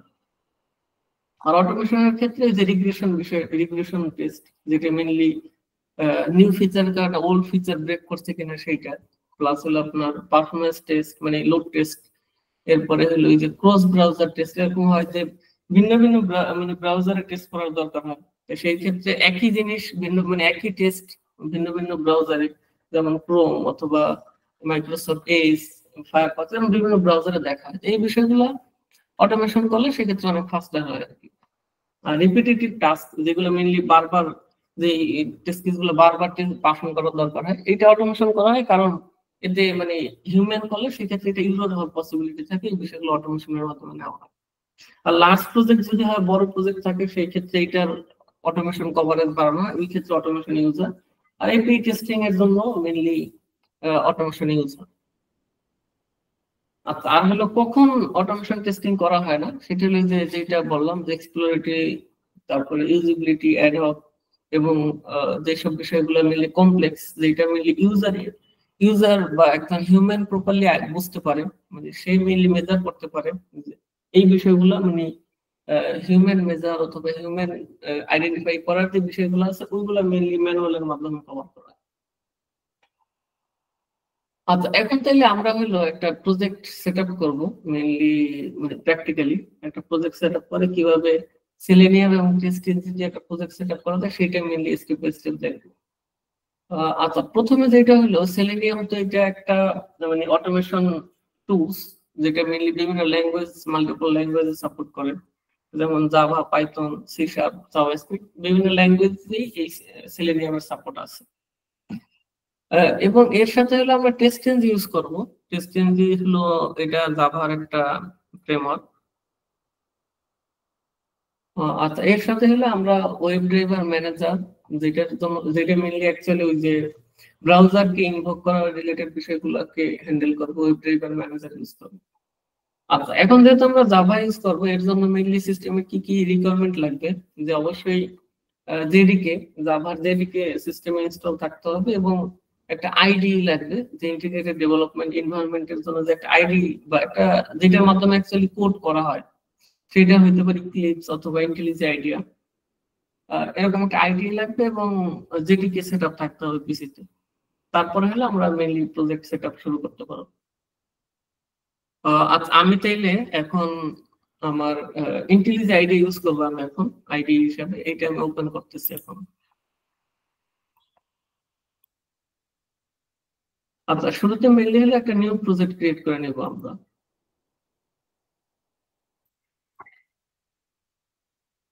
আচ্ছা, নিউ প্রজেক্টে মানে ইন্টেলিজেন্ট আইডিয়া যদি কেউ ইউজ করেন, সেক্ষেত্রে মেইনলি নিউ প্রজেক্টে ক্লিক করলে এরকম একটা উইন্ডো আসবে। এই জায়গা থেকে যে নিউ প্রজেক্ট, প্রথমে একটা প্রজেক্টের নাম দিতে হবে। যদি আমরা একটা প্রজেক্টের নাম দিই, থেকে এটা কি বেটার ভাইয়া? ইক্লিপসের থেকে ইন্টেলিজেন্ট আইডিয়া আপনার একটা ইউজার ইন্টারফেস বা ইউজার এক্সপিরিয়েন্সের পয়েন্ট অফ ভিউ থেকে একটু মানে বেটার মনে হয়। এটি মেইনলি প্রফেশনাল লেভেলে বেশি ইউজ করা হয়, যার কারণে আপনারা এটা ইউজ করতে পারেন ইন্টেলিজেন্ট আইডিয়াটা। ভাইয়া কেউ কিছু বলবেন? হ্যাঁ, বলতে পারেন। জি ভাই, আমি পাইথন দিয়ে শিখছিলাম, তো সে পাইচার্মে করছিলাম আর কি। তো আমার কি জাভাতে শিফট করা লাগবে নাকি জাস্ট পাইথন জানলেও চলবে? পাইথন দিয়েও আপনি করতে পারেন, মানে সেলেনিয়াম যেহেতু আমরা ইউজ করবো এখন জাভা ল্যাঙ্গুয়েজ, মানে সেলেনিয়াম আপনার অন্যান্য যে ল্যাঙ্গুয়েজ গুলোকে সাপোর্ট করে, মানে সেলেনিয়ামের মেইন কনসেপ্টটা সেম সব ল্যাঙ্গুয়েজের জন্য, জাস্ট হলো যে অর যে বিল্ট ইন ফাংশন গুলো, এর ফাংশনের নেমের টাইপটা একটু ভিন্ন, তো যার কারণে এটা আপনি কন্টিনিউ করতে পারেন, সমস্যা নেই, বুঝতে পারবেন অনেকটাই সিমিলার টাইপের আছে। ওকে, মানে সেলেনিয়ামের মেইন কোর কনসেপ্ট গুলো সব ল্যাঙ্গুয়েজের জন্যই সেম। আচ্ছা, মেনলি হলে আমরা একটা প্রথমে অটোমেশন মানে এই প্রজেক্টের নেম, তারপরে হলো এই জায়গাতে যে ল্যাঙ্গুয়েজ সিলেক্ট করতে হয় ইন্টেলিজ আইডিয়াতে জাভা, এবং এই জায়গায় বিল্ড সিস্টেম হিসেবে আমরা ম্যাভেন ইউজ করবো। যেমন এই জায়গায় গ্রেডেল বা অন্যান্য সিস্টেম আছে, তো ম্যাভেন হলো একটা বিল্ড ম্যানেজমেন্ট টুল, যেটার মাধ্যমে আমরা তো বিভিন্ন ধরনের লাইব্রেরি বা ফ্রেমওয়ার্ক ইউজ করতেছি, সেলেনিয়াম, তারপরে test NG, web driver manager. এই এই ফ্রেমওয়ার্ক গুলো বা এই লাইব্রেরি গুলোর মানে বিভিন্ন ভার্সন আছে, যে ভার্সন গুলো মেনলি ভার্সন গুলো এই লাইব্রেরি গুলো আমাদের ইউজ করতে হয়, কারণ এই লাইব্রেরি গুলো প্রজেক্টের সাথে অ্যাটাচ করলে তো আমরা এই লাইব্রেরি গুলো ইউজ করতে পারবো। এখন ওই লাইব্রেরি গুলোকে প্রজেক্টে অ্যাড করার কাজটাই মেনলি কোনো একটা বিল্ড ম্যানেজমেন্ট টুল করে, যেটা হলো আমরা ম্যাভেন ইউজ করতেছি। ম্যাভেন আমাদের প্রজেক্টটা ক্রিয়েট করি, তাহলে বুঝতে পারবো।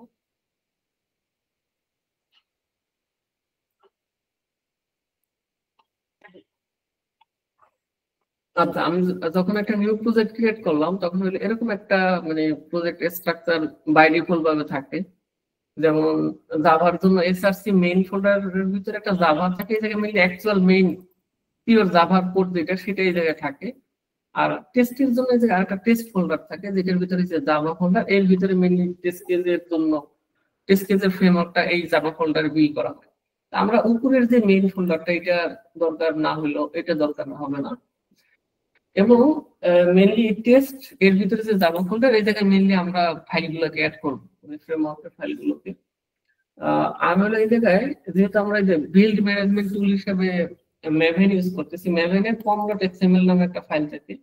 এই এক্সএমএল ফাইলের ভিতরে মেইনলি আমরা যে লাইব্রেরি গুলো ইউজ করবো, সেই লাইব্রেরি গুলো ডিপেন্ডেন্সি অ্যাড করতে হয়। তাইলে কি হবে, এই প্রজেক্টের সাথে ওই লাইব্রেরি গুলো অ্যাড হয়ে যাবে, মানে ডাউনলোড হয়ে ওই লাইব্রেরি গুলো আমাদের প্রজেক্টের সাথে অ্যাড হবে, তখন আমি ওই লাইব্রেরি গুলো ইউজ করতে পারবো, না হলে ইউজ করতে পারবো না। যেমন সেলেনিয়াম, এটা একটা লাইব্রেরি, ওই লাইব্রেরিকে আমি যদি প্রজেক্ট অ্যাড না করি, তাহলে কিন্তু আমি ওই লাইব্রেরি গুলো ইউজ করতে পারবো না। আমাকে এটাকে ডিপেন্ডেন্সি দিতে হবে এই pom.xml এ। এইটার জন্য এই জায়গায় ডিপেন্ডেন্সিস এর ট্যাগ, প্রথমে যে ডিপেন্ডেন্সি, এই ট্যাগের ভিতরে মেইনলি ওই ডিপেন্ডেন্সি গুলো বসাইতে হবে, আমি যে লাইব্রেরি গুলো ইউজ করবো। এখন এই ডিপেন্ডেন্সি গুলো আমরা কই পাবো, কোথায় পাবো, সেটা মেইনলি আমরা অনলাইনে সার্চ। রিপোজিটরি। আচ্ছা, কেউ কিছু, কারো কোনো কোশ্চেন? জি ভাইয়া, ম্যাভেন রিপোজিটরি থেকে নিব। হ্যাঁ হ্যাঁ, এক্স্যাক্টলি সেটাই। আমরা মেইনলি অনলাইনে যদি সার্চ করি, তাহলে ওই ম্যাভেন রিপোজিটরি থেকে মানে ডিপেন্ডেন্সি গুলো কালেক্ট করতে পারবো। যেমন যদি সেলেনিয়াম বা যে লাইব্রেরি লাগবে, সেটা জাস্ট সার্চ করলেই হবে। যেমন সেলেনিয়াম ম্যাভেন ডিপেন্ডেন্সি লিখে যদি সার্চটা হয়, তাহলে ম্যাভেন রিপোজিটরির লিঙ্কটা সবার প্রথমে আসবে। এই জায়গা থেকে মেইনলি যে সেলেনিয়ামের অনেক ভার্সন আছে, সর্বশেষ যে লেটেস্ট ভার্সনটা, এটা মেইনলি আপনি এই যে জায়গা থেকে জাস্ট কপি করে নিলেই হবে। এই জায়গা থেকে এই যে নিচে দেখা যাচ্ছে, এই অপশন থেকে যদি ক্লিক করে, তাহলে মেইনলি ডিপেন্ডেন্সিটা কপি হয়ে যাবে। এই জায়গা থেকে এরপরে জাস্ট আপনি এটা বসায় দিবেন। একইভাবে অন্যান্য যে লাইব্রেরি আছে, আমরা মেইনলি টেস্ট এনজি ইউজ করবো, সেই টেস্ট এনজি ডিপেন্ডেন্সিটাও নিতে হবে।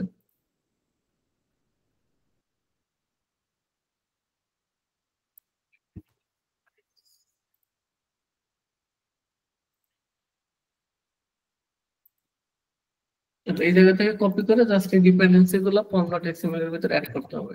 তাহলে যেটা হবে যে এই ডিপেন্ডেন্সি গুলা মানে ক্লাউড থেকে, অনলাইন থেকে ডাউনলোড হয়ে আমার এই যে এই জায়গাতে প্রজেক্টের ভিতরে অ্যাড হবে। এটা আমরা দেখতে পারবো মেনলি যে ম্যাভের এই জায়গায় যদি আসি, অটোমেশন এই প্লাগইন, এই জায়গায় মেনলি হলো আপনার এই ডিপেন্ডেন্সিস অ্যাড হবে, এখন অ্যাড হয় নাই। আমি যখন এই যে এইটাকে রিফ্রেশ দিব, এই যে ডাউনলোড করার পরে কোনো একটা রিফ্রেশ আইকন আছে, রিফ্রেশ দিলে এই ডিপেন্ডেন্সি গুলো সব ডাউনলোড হবে। আচ্ছা, এরপর আমাদের লাগবে ওয়েব ড্রাইভার ম্যানেজার, যেটা মেইনলি যেহেতু আমরা ইউআই অটোমেশন করতেছি, এই জন্য আমাদের ব্রাউজার লাগবে। এই ব্রাউজারকে ম্যানেজ করা, ওটার জন্য ওয়েব ড্রাইভার ম্যানেজার ইউজ করা হয়। আচ্ছা, ওয়েব ড্রাইভার ম্যানেজার এইটাও ম্যাভের ডিপেন্ডেন্সিতে আছে সব। এটার ধরেন লেটেস্ট কোন একটা ভার্সন, বা এই জায়গা থেকে মেইনলি দেখতে হবে যে কোন ভার্সনটা স্টেবল আছে, কারণ অনেক সময় বিভিন্ন ভার্সন রিলিজ হয় এগুলার, যে কিছু কিছু ভার্সনে ইস্যু থাকতে পারে। সেই ক্ষেত্রে এই জায়গায় মানে বলা থাকে যে এই ভার্সনটা মেইনলি স্টেবল না, ওরকম। তো ওইটা দেখে যাস যেখানে একটা স্টেবল ভার্সন, এই জায়গা থেকে ডাউনলোড করলেই হবে।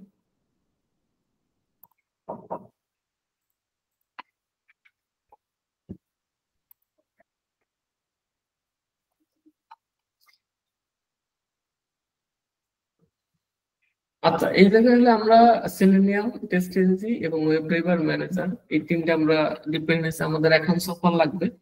আমরা বসানোর পর এই জায়গায় যদি রিফ্রেশ যে আইকন আছে এটা ক্লিক করি তাহলে মিললে আমরা দেখতে পারবো যে ডিপেন্ডেন্সি ডাউনলোড হইতেছে। ডাউনলোড হওয়ার পরে এই জায়গায় মেনলি কর্নার যে মেভেন অপশন আছে এই জায়গায় আমরা ডিপেন্ডেন্সিস নামে আরেকটা এই যে অপশন দেখতে পাবো। এর ভিতরে ওই যে তিনটা আমাদের লাইব্রেরি ছিল সেই তিনটা এই যে ডাউনলোড হয়ে আমাদের সিস্টেম মানে এই যে প্রজেক্টের সাথে অ্যাড হয়ে গেছে। এখন আমরা এই জায়গায় ওই ডিপেন্ডেন্সিস এর ভিতরে ওই লাইব্রেরি গুলোর যত ফাইল আছে সবগুলো আমরা এই জায়গায় দেখতে পারতেছি। তার মানে এখন আমাদের প্রজেক্টে এই লাইব্রেরি গুলো অ্যাটাচ আছে, আমরা এগুলোকে ইউজ করে এখন স্ক্রিপ্টিং মানে স্ক্রিপ্ট লিখতে পারবো। আচ্ছা,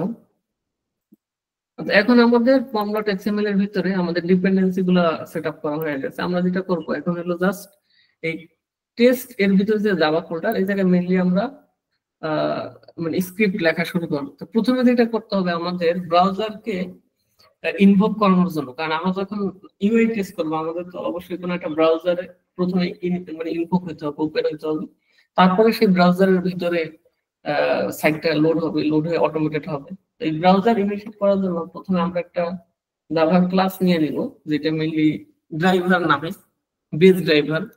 মেইনলি ওই বেস ড্রাইভারের ভিতরেই আমরা ওই ড্রাইভার ইনিশিয়েট রিলেটেড বা ব্রাউজার ইনিশিয়েট রিলেটেড স্ক্রিপ্ট গুলো রাখবো এবং এটা প্রতিবার রিউজ হবে, কারণ আমাদের অটোমেশনে যত টেস্ট কেস থাকবে সবাই কিন্তু ওই বেস মানে ড্রাইভারটা ইউজ করবে। আচ্ছা, এই জায়গায় আমি এটার নাম দিলাম বেস ড্রাইভার, একটা ক্লাস যেটা একটা জাভা ক্লাস। এই জায়গায় বেস ড্রাইভার নাম দিয়ে একটা জাভা ক্লাস ক্রিয়েট করলাম। এখন এর ভিতরে মেইনলি আমাকে হলো স্ক্রিপ্টটা লিখতে হবে যেটা মেইনলি হলো আমার ওই ব্রাউজার ইনভোক রিলেটেড স্ক্রিপ্ট থাকবে যে জায়গায়। আচ্ছা, এরপরে হলো আমরা এই জায়গায় আরেকটা ক্লাস নেই যেটার ভিতরে মেইনলি আমরা টেস্ট কেস রাখবো।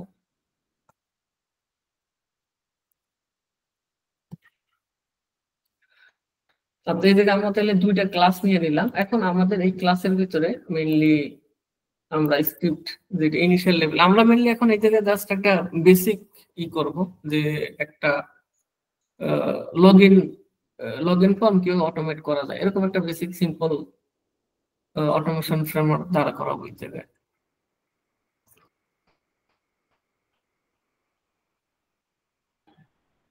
আচ্ছা, আমরা এখন বেস ড্রাইভারে আছি। বেস ড্রাইভারের ভিতরে এই জায়গায় ইনিশিয়াল লেভেলে যেহেতু আমার মানে ড্রাইভার লাগবে এই জন্য আমি ওয়েব ড্রাইভারের একটা ভেরিয়েবল ইনিশিয়েট করব। ওয়েব ড্রাইভার ইকুয়াল ইনিশিয়েট ভাবে এটা নাও থাকবে।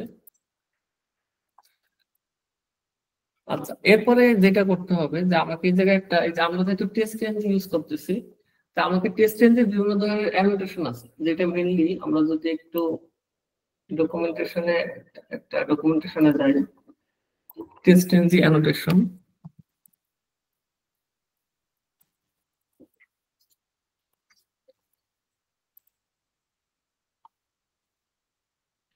আচ্ছা, এই জায়গায় আমরা দেখতে পাচ্ছি টেস্ট এনজিন বেশ কিছু অ্যানোটেশন আছে। এগুলো দ্বারা যেটা হয় এই যে বিফোর স্যুট, বিফোর টেস্ট, তারপরে এই যে test case, after class, after test, মানে হলো এই অ্যানোটেশন গুলোর মাধ্যমে আমরা কোন একটা মেথড জাভা মেথডের সাথে যদি এই অ্যানোটেশন গুলো দিয়ে দিই তাহলে ওই মেথডটা এই অ্যানোটেশন হিসাবে এক্সিকিউট হবে। যেমন আমি যদি কোনো একটা জাভা ক্লাস ক্রিয়েট করি এবং সেই ক্লাসের শুরুতে আমি বিফোর মেথড দিলাম, তাইলে মানে কোন একটা মেথড বানালাম সেই মেথডে আমি এই অ্যানোটেশনটা দিলাম, তাইলে যেটা হবে যে আপনার ওই ক্লাসের যত মেথড আছে সবার শুরুতে মেইনলি আমার ওই মেথডটা এক্সিকিউট হবে। আমাদের এখন এরকম একটা ক্লাস বানাইতে হবে যে ক্লাসটা ইন্টার যতগুলা মানে স্যুট আছে, স্যুট কি স্যুট হলে এই জায়গায় আপনার যতগুলো মানে টেস্ট কেস, যতগুলো টেস্ট কেস আছে সবার শুরুতে কিন্তু আপনার ব্রাউজারটাকে ইনভোক করতে হবে। তো যার কারণে আমাদের স্যুট লেভেলে এই জায়গায় একটা ফাংশন বানাইতে হবে বা মেথড বানাইতে হবে জাভাতে, যেটা হলো আপনার ইন্টার সকল টেস্ট কেসের শুরুতে ইনিশিয়েট হবে। তো যার কারণে আমরা এই জায়গায় টেস্ট কেসে বিফোর স্যুট নামে একটা অ্যানোটেশন আছে, বিফোর স্যুট ওই অ্যানোটেশনটা আমরা ইউজ করব। এই জায়গায় আমাদের কাছে বিফোর স্যুট। এরপরে হলো আমরা অ্যানোটেশনের পরে মেইনলি আমরা একটা জাভাতে একটা ফাংশন বানাবো বা মেথড বানাবো, পাবলিক প্রথমে হলো জাভাতে ফাংশন বানানোর জন্য প্রথমে আপনাকে ওইটার অ্যাক্সেস মডিফায়ার দিতে হয় যে ওইটা কি পাবলিক টাইপ না প্রাইভেট টাইপ। এরপরে রিটার্ন টাইপ দিতে হয়। এইটা এই রিটার্ন টাইপ ভয়েড মানে হলো এই ফাংশনটা কোনো কিছু রিটার্ন করবে না। এবং এর একটা আমাদের নাম দিতে হবে। আমরা নাম দিলাম সেটআপ দিলাম, সেটআপ ব্রাউজার। তার মানে হলো এই ফাংশনটা ব্রাউজার সেটআপ করবে। এরপরে হলো আমরা ফাংশনটা মানে যদি আপনাদের জাভার কিভাবে একটা ফাংশন লেখা হয় এটার নলেজ থাকে, মেইনলি এই ফরম্যাটে মেইনলি লেখা হয়। প্রথমে অ্যাক্সেস মডিফায়ার, তারপর রিটার্ন টাইপ, তারপরে ফাংশনের নাম, এরপরে বডির ভিতরে মেইনলি লেখা হয়।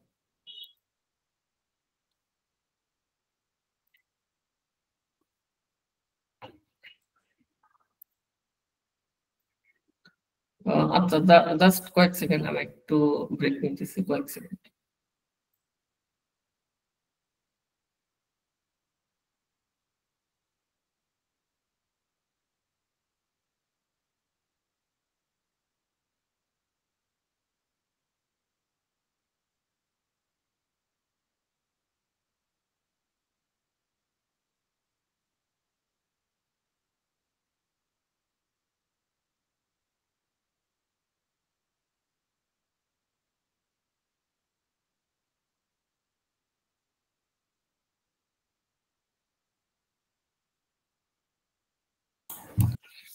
আচ্ছা, আমরা শুরু করি।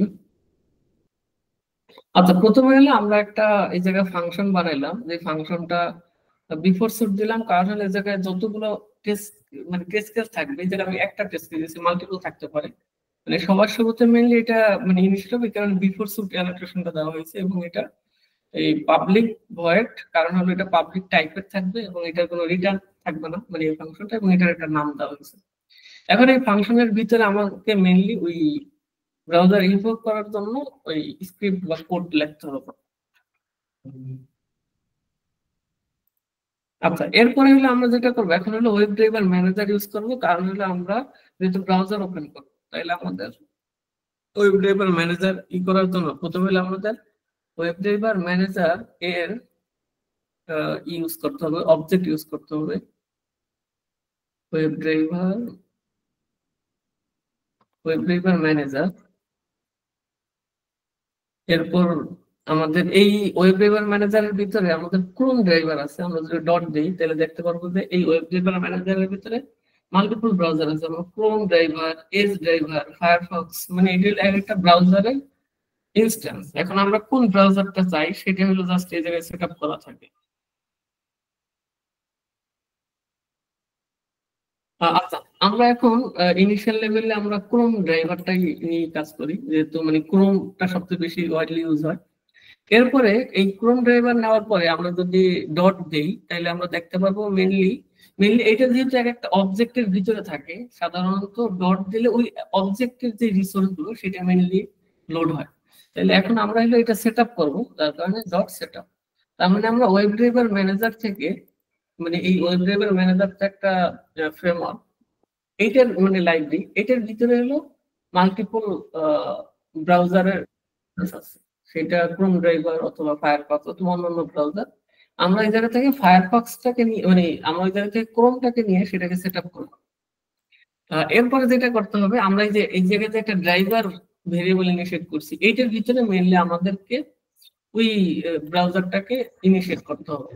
আমরা এই যে ড্রাইভার ভেরিয়েবলটা নিলাম, ইকুয়াল দিয়ে এর একটা এই জায়গায় আমাদের ইনিশিয়াল লেভেল আমরা প্রথম যেটা করলাম ওই যে 10 নম্বর লাইনে জাস্ট হলো ওয়েব ড্রাইভার থেকে ক্রোম ড্রাইভারটা সেট আপ করলাম। এখন হলো এর ওই সেট আপ করার পরবর্তীতে একটা অবজেক্ট ক্রিয়েট করতে হবে ওই ড্রাইভার, মানে ড্রাইভার ভেরিয়েবলের ভিতরে। আমি যদি অবজেক্ট ক্রিয়েট করার জন্য জাভাতে মেইনলি নিউ লিখতে হয়, প্রথমে নিউ, এরপরে মেইনলি ওই ক্লাসের নাম। এই জায়গায় আমরা জানি যে ওয়েব ড্রাইভার ম্যানেজারের ভিতরে ক্রোম ড্রাইভারের যে ক্লাসটা আছে সেটার নাম হলো এই জায়গায় এই যে অলরেডি সাজেস্ট করবে, যেমন দেখেন এই যে ক্রোম ড্রাইভার যেটা আসছে হলো সেলেনিয়াম ক্রোম, মানে এটা যদি আমি দেখি যে কোথা থেকে চলে আসতেছে, আমি যদি এটা ইম্পোর্ট করি, এই উপরে ইম্পোর্ট হবে মেইনলি। এইটা আপনার এই যে সেলেনিয়াম ক্রোম থেকে আসতেছে, যেটা মেইনলি অ্যাকচুয়ালি যে প্রথম ইনিশিয়াল লেভেলে ওয়েব ড্রাইভারটা আমরা ইনিশিয়েট করছি, তারপর হলো ক্রোম ড্রাইভার একটা ব্রাউজার ইনিশিয়েট নিয়ে সেটা হলো আমরা ড্রাইভার ব্রাউজারের ভিতরে রাখলাম। আচ্ছা, এখন যেটা হলো আমাদের ড্রাইভার ইনিশিয়েট করা হয়ে গেল, যে আমাদের এই যে ড্রাইভার ভেরিয়েবল এটার ভিতরে অ্যাকচুয়ালি এখন ক্রোম ব্রাউজারটা আছে। তার মানে এইটাকে ধরেই আমরা মেনলি এখন অন্যান্য যেই সেলেনিয়ামের ইন্টারাকশন গুলো সেগুলো আমরা করতে পারবো। আচ্ছা, এখন যেটা করতে হবে এই যে এই ড্রাইভারটা ড্রাইভার ডট এলে তাইলে দেখতে পারবো এই ড্রাইভারটা কি। এখন আমাদেরকে এই ড্রাইভারটা অ্যাকচুয়ালি ব্রাউজার হিসেবে মানে আইডেন্টিফাই করতে হবে, যে আমরা ধরে নিই এই ড্রাইভারটার ভিতরে আমাদের এই যে ক্রোম ব্রাউজারের সবকিছু আছে। এখন আমরা ইনিশিয়াল লেভেলে যেটা করবো এই ব্রাউজার উইন্ডোটা ম্যাক্সিমাইজ করে নেব। ড্রাইভার ডট দিলে এর ভিতরে ম্যানেজ নামে একটা মডিউল আছে। ম্যানেজের ভিতরে আবার যদি আমরা ডট দিই তাহলে আমরা দেখতে পারবো যে উইন্ডো নামে অপশন আছে, ম্যানেজ উইন্ডো। এরপরে ডট দিলে উইন্ডো আমরা কি করব, ফুল স্ক্রিন অথবা গেট সাইজ ম্যাক্সিমাইজ, বিভিন্ন উইন্ডোর অনেকগুলো আবার মডিউল আছে। এর ভিতরে আমরা হলো ম্যাক্সিমাইজ করবো, উইন্ডোটাকে ম্যাক্সিমাইজ করবো, এই যে ম্যাক্সিমাইজ করে নিলাম। এরপরে হলো আমরা জাস্ট হলো এই জায়গায় আচ্ছা উইন্ডোটা ম্যাক্সিমাইজ হয়ে গেল, তার মানে আমাদের ব্রাউজার হয়ে গেল। এরপরে আমরা কোনো একটা তো ওয়েবসাইট লোড করব। ওয়েবসাইট লোড করার জন্য এটা করতে হবে ড্রাইভার ডট গেটের ভিতরে এই জায়গাটা স্ট্রিং ইউআরএল এক্সপেক্ট করতেছে। মানে হলো আমাকে এই জায়গায় যেই ওয়েবসাইটটাকে লোড করবে সেই ওয়েবসাইটটার ইউআরএলটা এই জায়গায় দিতে হবে গেটের ভিতরে, ড্রাইভার ডট গেট। এই জায়গায় আমি একটা ইউআরএল দিব। এখন আমরা কারেন্টলি যেটা মানে প্র্যাকটিস পারপাসে জাস্ট একটা লগইন মডিউলটা দেখবো, সেটা আমি একটু ওয়েবসাইটের ইউআরএলটা ওই জায়গায় লোড করি, জাস্ট এক মিনিট। আচ্ছা, মেইনলি এইটা হলো একটা স্যাম্পল টেস্ট পারপাসের জন্য এই সাইটটা। মেইনলি এই জায়গা থেকে ইউজার নেম পাসওয়ার্ড দিয়ে লগইন বাটনে ক্লিক করলে লগইন হবে, প্লাস এর সাথে মানে হোম পেজে কিছু ফাংশনালিটি আছে। যেমন আমরা যদি একটা ইউজার নেম পাসওয়ার্ড দিয়ে লগইন হই,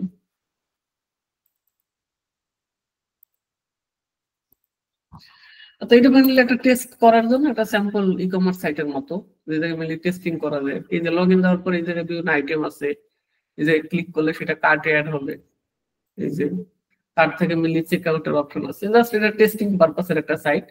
এই জায়গা থেকে আমরা মেইনলি এই লগইন ফাংশনালিটির আগে দেখো, তাহলে এই ইউআরএলটা মেইনলি আমি এই জায়গায় বসাই।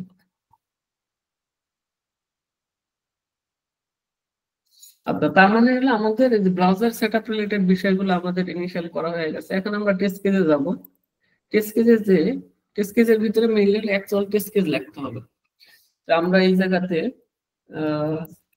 আচ্ছা টেস্ট কেজের জন্য আমরা যেটা জায়গায় টেস্ট কেজ ইউজ করতেছি, টেস্ট কেজের একটা অ্যানোটেশন আছে যেটা হলো টেস্ট অ্যানোটেশন। ওইটার মাধ্যমে হলো টেস্ট কেজ কোনটা বা কোনটা টেস্ট কেজ না, বা কোনটা জেনারেল ফাংশন বা মেথড ওটা আইডেন্টিফাই হয়।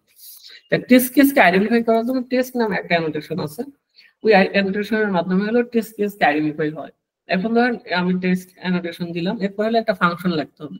মেইনলি প্রতিটা অ্যানোটেশনের পরেই একটা ফাংশন বা মেথড লিখতে হবে।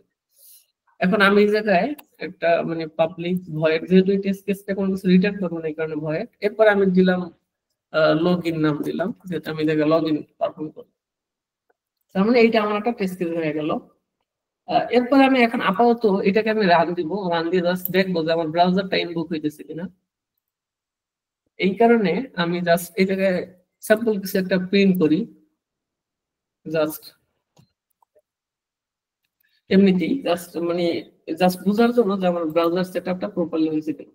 এখন সাধারণত রান করতে হবে কি, অলওয়েজ টেস্ট কেস রান করতে হবে। এইটাকে রান করার দরকার নেই। আচ্ছা, এইটা আরেকটা বিষয় আছে, আমাকে এইটাকে এই যে ইনহেরিট করে, এটা তো দুইটা ভিন্ন ভিন্ন ক্লাসে আছে না, তো এখন এদের তো কানেকশন করাইতে হবে, না হলে আমি যদি এই জায়গায় রান দিই তাহলে তো ও তো এই টেস্ট কেস তো ব্রাউজারটাকে পাবে না। তো যার কারণে ব্রাউজারটাকে পাইতে হলে আমাকে ইনহেরিটেন্স করতে হবে। মানে ইনহেরিট মানে একটা ক্লাস আরেকটা ক্লাসের প্রপার্টি অ্যাক্সেস করা। এই জায়গায় বেস ড্রাইভার একটা ক্লাস, টেস্ট কেস আরেকটা ক্লাস। এখন টেস্ট কেসকে আর বেস ড্রাইভারের প্রপার্টি লাগবে, মানে হলো আর এই ফাংশনটা লাগবে, মানে এই ফাংশনের ভিতরে যে ড্রাইভার আছে এই প্রপার্টি গুলো লাগবে। তো তার কারণে এই জায়গায় ইনহেরিটেন্স করতে হবে। মানে এটা হলো আবার ইনহেরিটেন্স পেজ অবজেক্ট, মানে ওপির একটা কনসেপ্ট। জাভা যেহেতু একটা মানে অবজেক্ট ওরিয়েন্টেড প্রোগ্রামিং, এর ইনহেরিটেন্স কনসেপ্টটা আছে। এটা যদি আপনাদের জানা থাকে তাহলে হয়তো বা বুঝতে পারবেন, আর না হলে মেইনলি আরেকটা হলো আমরা কোর্সে মেইনলি অটোমেশন শুরুর আগে মানে একেবারে জাভার কোর যে প্রোগ্রামিং কনসেপ্ট আছে সেটা নিয়ে কিছু ক্লাস নিয়ে নেব, যাতে হলো এই জাভার কনসেপ্ট গুলো যেমন ওওপির কনসেপ্ট মানে কিভাবে ক্লাস লিখতে হয়, ফাংশন, ভেরিয়েবল, এই বিষয়গুলো মেইনলি মানে মানে কোর প্রোগ্রামিং এর কনসেপ্ট আগে থাকতে হবে, না হলে তো আপনি যখন অটোমেশন করবেন ওই সময় কিন্তু আপনার এই যে ল্যাঙ্গুয়েজের কোর কনসেপ্টটা লাগবে। আচ্ছা মানে মানে জাভাতে আপনার ইনহেরিটেন্স করার জন্য প্রথমে এই এক্সটেন্ড দিতে হয়, এরপর হলো আপনি যেই ক্লাসটাকে ইনহেরিট করবেন সেই ক্লাসের নাম। আমার এই ক্লাসের নাম হলো বেস ড্রাইভার, আমি বেস ড্রাইভার দিয়ে দিলাম, তার মানে হলো বেস ড্রাইভারটাকে ও টেস্টকে ইনহেরিটেন্স করে নিল। এখন যেটা হবে আমি যদি এই বেস ড্রাইভারের প্রপার্টি যেটা আছে যেমন ধরুন ড্রাইভার, এই যে আমি যদি এখন এই জায়গায় ড্রাইভার লিখি ও কিন্তু এই যে ড্রাইভারটা পাইতেছে, ড্রাইভার ডট এই জায়গায় ড্রাইভারের যেই যা যা আছে সবকিছু কিন্তু পাবে। কিন্তু আমি যদি এক্সটেন্ডটা না করতাম, যেমন ধরেন এই এক্সটেন্ডটা আমি সরাই দিলাম, এরপরে কিন্তু আমি যদি যে ড্রাইভারটা লিখতাম এই যে ড্রাইভারটা কিন্তু মানে আইডেন্টিফাই করতে পারতেছে না যে এই ড্রাইভারটা কোথা থেকে আসলো, এই যে can not resolve symbol driver মানে এই ড্রাইভারটাকে আইডেন্টিফাই করতে পারতেছে না। আচ্ছা তার মানে হলো আমাদেরকে একটা ক্লাস থেকে আরেকটা ক্লাসের প্রপার্টি ইউজ করতে হলে ইনহেরিটেন্স করতে হবে, তাইলে হলো প্রপার্টি গুলো পাবে। আচ্ছা এখন এই যে ড্রাইভারটা পাইতেছে। আচ্ছা আমরা মেইনলি এখন এই অবস্থাতে যদি রান দিই তাহলে যেটা হবে বেস ড্রাইভার থেকে এই যে এই জায়গায় ব্রাউজারটা ইনভোক হবে, তারপরে মেইনলি আমি এই জায়গা থেকে ব্রাউজারটা ইনভোক হলে জাস্ট যেহেতু আমি প্রিন্টই হবে আর কোনো অ্যাকশন পারফর্ম করবে না। আচ্ছা আমি এখন এটাকে রান দিব, রান দিলে মেইনলি যে রাইট বাটন ক্লিক করে এই জায়গায় যে রান অপশন থাকবে কি রান টেস্ট কেস, মানে এই যে এই টেস্ট কেসটা মানে এই ক্লাসটা রান হবে। আচ্ছা আমি রান দিলাম, এখন মেইনলি এটা কিছুক্ষণ লোড হবে বিল্ড, যেহেতু ফার্স্ট টাইম রান দিতেছি।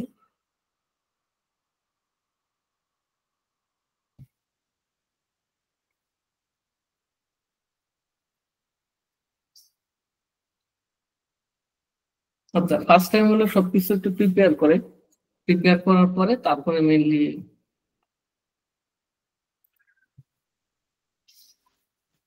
আচ্ছা এটা মেইনলি রান হয়েছে। আচ্ছা আমার এই জায়গায় মেইনলি আরেকটা উইন্ডো আছে, আমি ওই উইন্ডোটা একটু স্ক্রিন শেয়ার দিই, এই কারণে হয়তো দেখতে পারেন না।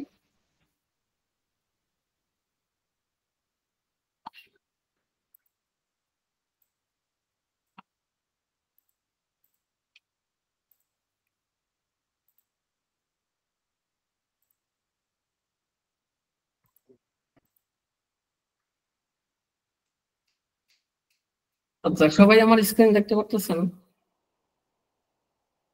জি ভাইয়া দেখতে পাচ্ছি।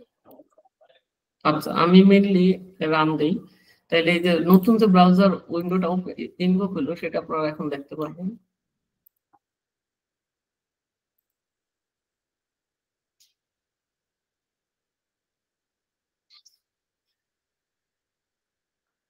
আচ্ছা এই যে নতুন একটা ব্রাউজার উইন্ডো ওপেন হলো এবং এই জায়গায় আমাদের যে টেস্ট সাইটটা সেটা কিন্তু লোড হয়েছে, যেটা ইউআরএলটা অ্যাকচুয়ালি আমরা দিয়ে দিয়েছিলাম, এবং এই ব্রাউজারটা স্টিল ক্লোজ হয় নাই, এটাকে তাইলে আমরা অটোমেশন দিয়ে ক্লোজ করাইতে পারবো, যেহেতু আমরা ক্লোজ করার জন্য স্ক্রিপ্টটা লিখি নাই যার কারণে ক্লোজ হয়নি। এই যে ব্রাউজারটা এটা মেইনলি হলো ওয়েব ড্রাইভারের মাধ্যমে এই ব্রাউজারটা ইনভোক করছে, এবং এই যে আমরা এটা দেখতে পাচ্ছি যে Chrome is control by automated test software, মানে এটা হলো ওয়েব ড্রাইভার ম্যানেজার এই ব্রাউজারটাকে ইনভোক করছে। এইটার মাধ্যমে এখন এই ব্রাউজারের ভিতরে এখন আমাদের এই সাইটটা লোড হয়েছে, এখন এই সাইটের যত এলিমেন্ট আছে ওয়েব এলিমেন্ট সবকিছু কিন্তু এই ব্রাউজারের ভিতরে আছে, মানে যেটা অ্যাকচুয়ালি যে ড্রাইভার আমরা এই জায়গায় ড্রাইভার ইনিশিয়েট করছিলাম এই ড্রাইভারের ভিতরে আছে। এখন আমরা চাইলে এই জায়গা থেকে যত ধরনের মানে স্টেপ সবকিছু অটোমেটেড করতে পারবো, জাস্ট হলো যদি আমাদের মানে টেস্ট কেস আইডেন্টিফাই করা থাকে। আচ্ছা আমরা এখন যেটা করবো জাস্ট হলো এই জায়গা থেকে পরবর্তীতে লগ ইন টেস্ট কেসটা আমরা পারফর্ম করবো।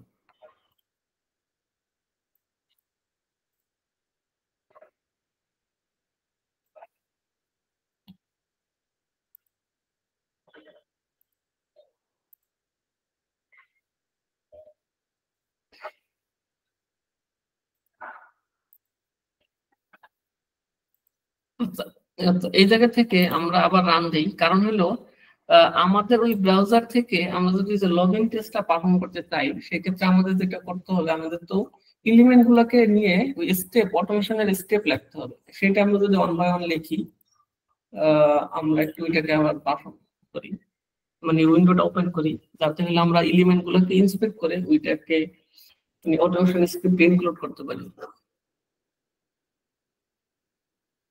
আচ্ছা, টেস্ট কেস 1 পাস হয়েছে। এখন আমাদের এটা সাইটটাকে কি করে নিই,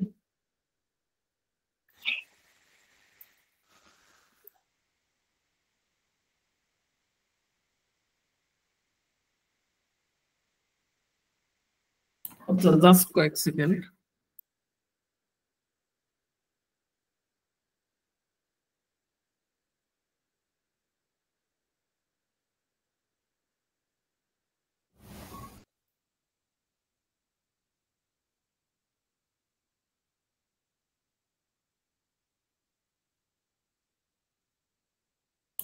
আচ্ছা, এখন হলো আমরা এই জায়গায় আমরা প্রথমে কি করবো, আমাদের স্টেপ গুলোকে আইডেন্টিফাই করতে হবে।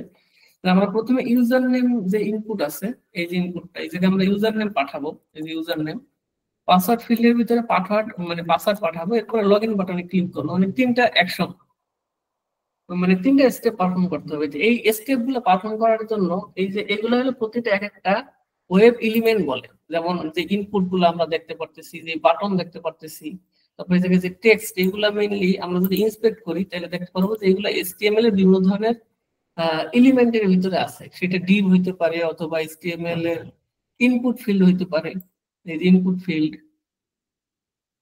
অথবা এই জায়গা থেকে বিভিন্ন ধরনের হেডার টেক্সট, যেমন এই যে HTML এর H4, এগুলো মেইনলি এক একটাকে অটোমেশনের জন্য ওয়েব এলিমেন্ট বলা হয়।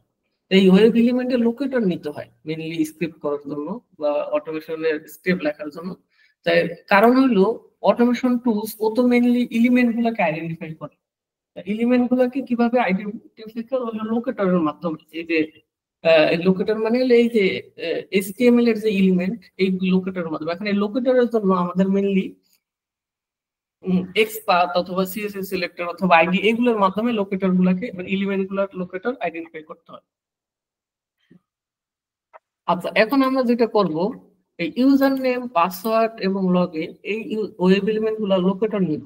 লোকেটর নেওয়ার জন্য প্রথমে আমি এটা ইন্সপেক্ট করব, এরপরে আমি ওই এলিমেন্টের কাছে যদি কার্সর নেই তাহলে দেখতে পারবো এই যে এটা হলো একটা ইনপুট এলিমেন্ট, মানে HTML এর একটা ইনপুট এলিমেন্ট, যেটার এই জায়গায় আইডি আছে। এই যে আইডি অলরেডি আমি দেখতে পারতেছি যে ইউজার নেম আইডি আছে, এবং আমরা এক্সপাথ, মানে মেইনলি কোন একটা এলিমেন্টকে লোকেট করার জন্য বেশ কিছু লোকেটর আছে, যেটা আমি বললাম যে এক্সপাথ লেখা দেখতে পারে, অথবা ওইটার যে আইডি, অথবা ওইটার যদি CSS সিলেক্টর থাকে সেগুলো। এগুলো কিভাবে নিতে হয়, এইটার মেইনলি ডিটেলস মেইনলি আমরা কোর্সে দেখাবো যে কিভাবে আপনি একটা এক্সপাথ লিখতে পারেন বা CSS সিলেক্টর নিতে। আমি স্যাম্পল একটা এক্সপাথ লেখা এখন দেখাই, এবং এক্সপাথের অনেক রুল আছে, ওগুলো মেইনলি ডিটেল দেখানো হবে। আমি জাস্ট একটা স্যাম্পল রুল এক্সপাথ লেখা দেখাই। যেমন এক্সপাথ লেখার জন্য প্রথমে হলো আপনাকে স্ল্যাশ দিতে হয়, এরপর হলো ট্যাগ নেম দিতে হয়। এখন আমি যে এটা নিব, যেমন এই এলিমেন্টের ট্যাগ নেম কি, ট্যাগ নেম মেইনলি হলো HTML এর যে ট্যাগ গুলো, যেমন div, তারপর ফর্ম, এই যে ইনপুট, এগুলো মিলে একটা HTML এর ট্যাগ। মানে প্রথমে স্ল্যাশ দিতে হয়, এরপরে ট্যাগ নেম, আমি এটা ট্যাগ কি ইনপুট, আমি ইনপুট দিলাম। এখন যখন আমি যে স্ল্যাশ ইনপুট দিলাম, দেখেন এই ইনপুটের যতগুলা এলিমেন্ট আছে সবগুলা কিন্তু আমার আইডেন্টিফাই হয়ে গেছে। এই যে আমি যদি ইন্টার দিই, এই যে এই জায়গায় মেইনলি ব্রাউজার একটা, মানে Ctrl+F দিলে এরকম একটা সার্চ অপশন ওপেন হয়। এই জায়গায় আপনি মেইনলি এক্সপাথ CSS সিলেক্টর লেখেন, লিখে যদি মানে সার্চ দেন তাহলে দেখতে পারবেন যে এই এক্সপাথে বা এই CSS সিলেক্টরে কতগুলো এলিমেন্ট আছে। এই যে কারেন্টলি আমার যেটা 3টা দেখা গেছে, তার মানে এই যে পেজটা লোড হয়েছে, এই পেজে ইনপুট এলিমেন্ট আছে 3টা। আমি যদি ইন্টার দিই, মানে লগইন একটা ইনপুট, ইউজার নেম একটা ইনপুট, পাসওয়ার্ড একটা ইনপুট। এখন আমাকে আরো স্পেসিফিক করতে হবে। আরো স্পেসিফিক করতে হলে এই ইনপুট যে এলিমেন্ট আছে এর ভিতরে আমার ট্যাগ নেম তো দিলাম, পরবর্তী যেটা রুল যে আপনার এই যে ব্র্যাকেটের ভিতরে আপনার দিতে হয় অ্যাট্রিবিউট ইকুয়াল ভ্যালু। এখন অ্যাট্রিবিউট কি, কোন একটা এলিমেন্টের এই যে এই জায়গায় যেমন যে নীল কালারে দেখতে পাচ্ছেন ক্লাস লেখা, প্লেস হোল্ডার লেখা, টাইপ লেখা, আইডি, নেম, এগুলো হলো এক একটা অ্যাট্রিবিউট বলে। আর ভ্যালু হলো এই যে যেগুলো ব্রাউন কালারের, যেমন ক্লাসিক্যাল। অপশনটা কিভাবে যেন আসবে বললেন? এইটা হলো প্রথমে আপনি ইন্সপেক্ট করার পরে Ctrl+F দিবেন। যেমন আপনি এই জায়গায়, হ্যাঁ, ওকে এই জায়গায় মাঝে ক্লিক করে এলিমেন্টের মাঝে যে কোনো একটা র্যান্ডমলি ক্লিক করে কন্ট্রোল এফ দিলে এই যে সার্চ অপশনটা চলে আসবে। আচ্ছা, এরপরে হলো আপনার ইনপুট, তারপরে ফর্মুলা হলো যে @ দিতে হবে, এরপরে অ্যাট্রিবিউট ইকুয়াল ভ্যালু। এখন অ্যাট্রিবিউট এই জায়গায় আপনার অনেক আছে, তার মানে আপনি যে কোনো অ্যাট্রিবিউটকে ধরে আপনি লোকেট করতে পারেন। যেমন আপনি চাইলে যে ক্লাস অ্যাট্রিবিউটকে ধরেও করতে পারেন, প্লেস হোল্ডারও নিতে পারেন, অথবা এই যে আইডি আছে আইডি নিতে পারেন। তবে বেস্ট প্র্যাকটিস হলো অলওয়েজ আইডিটাকে করা, মানে আইডি যদি থাকে কোন একটা এলিমেন্টকে সেটাকে অলওয়েজ টার্গেট করা, কারণ আইডি হলো প্রত্যেকটা ওয়েব এলিমেন্টের জন্য ইউনিক।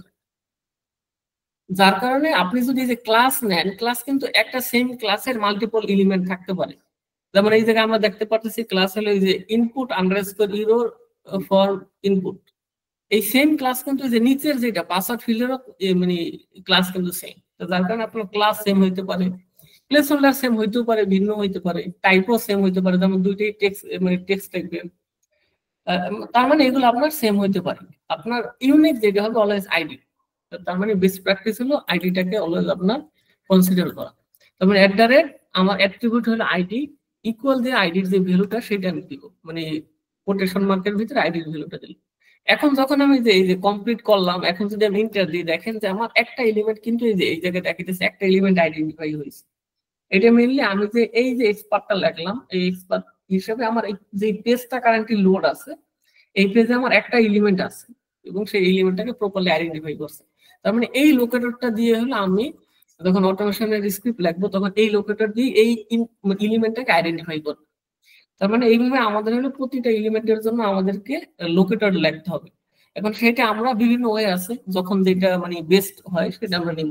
যদি আইডি থাকে সরাসরি আইডি ইউজ করবো, না হলে এরকম ডাইনামিক ভাবে নিজেদের মতো করে কাস্টমাইজ এক্সপার্ট লিখতে পারি। অথবা আমরা এই যে সিএসএস সিলেক্টর আছে সেগুলো আমরা শিখাবো পরবর্তীতে যে কিভাবে আপনি সিএসএস সিলেক্টর নিতে পারেন। কারণ অনেক সময় অনেক এলিমেন্ট যদি দেখেন, যেমন এইটা তো আপনার সিম্পল ভাবে আইডি আছে, কিন্তু আপনি অনেক জায়গায় এরকম আইডি পাবেন না। সেই ক্ষেত্রে নিজেকে মানে এই ফর্মুলা গুলা জানা থাকতে হবে এক্সপার্ট সিএসএস সিলেক্টর, ওইটা দিয়ে হলে আপনার করতে হবে। যেমন আমি স্যাম্পল ধরেন গুগলের একটা সাইটে যদি যাই, google.com, ওই জায়গায় দেখবেন যে আইডি আপনার কিন্তু অনেক সময় মানে আইডি বা প্রপার ক্লাস কিন্তু পাওয়া যাবে।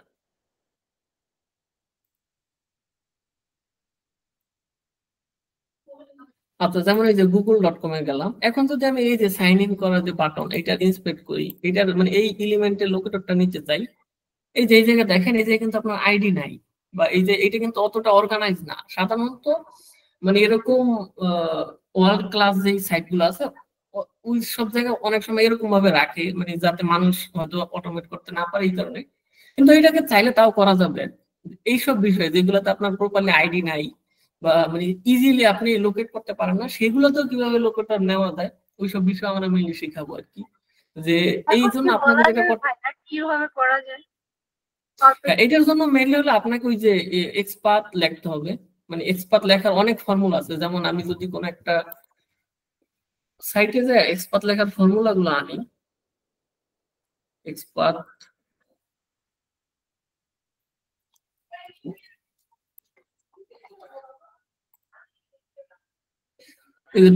স্কুলে এই জায়গায় মেইনলি, আচ্ছা এইটা না আরো বেশ কিছু সাইট আছে যে এই জায়গায় মেইনলি হলো এক্সপার্ট লেখার যে ফর্মুলা গুলা সেগুলা থাকে। মেইনলি আমরা কোর্সের সময় এই যে এই জায়গায় প্রপারলি আপনাদের ডকুমেন্টেড করে দিব। যেমন এক্সপার্টের যে বিভিন্ন ধরনের ফর্মুলা আছে, যেমন এই যে মানে ট্যাগ নেম, অ্যাট্রিবিউট ভ্যালু, তারপরে হলো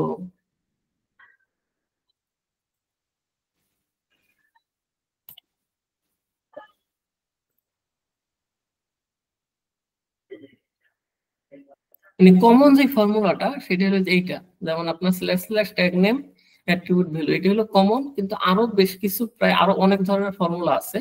ওগুলাকে আপনার করে মানে কম্বিনেশন করে আপনি কোন একটা যে কোনো এলিমেন্ট, সেটা যে কোনো সাইট হোক, ওই এলিমেন্টের আপনি জাস্ট লোকেটরটা নিয়ে নিতে পারেন।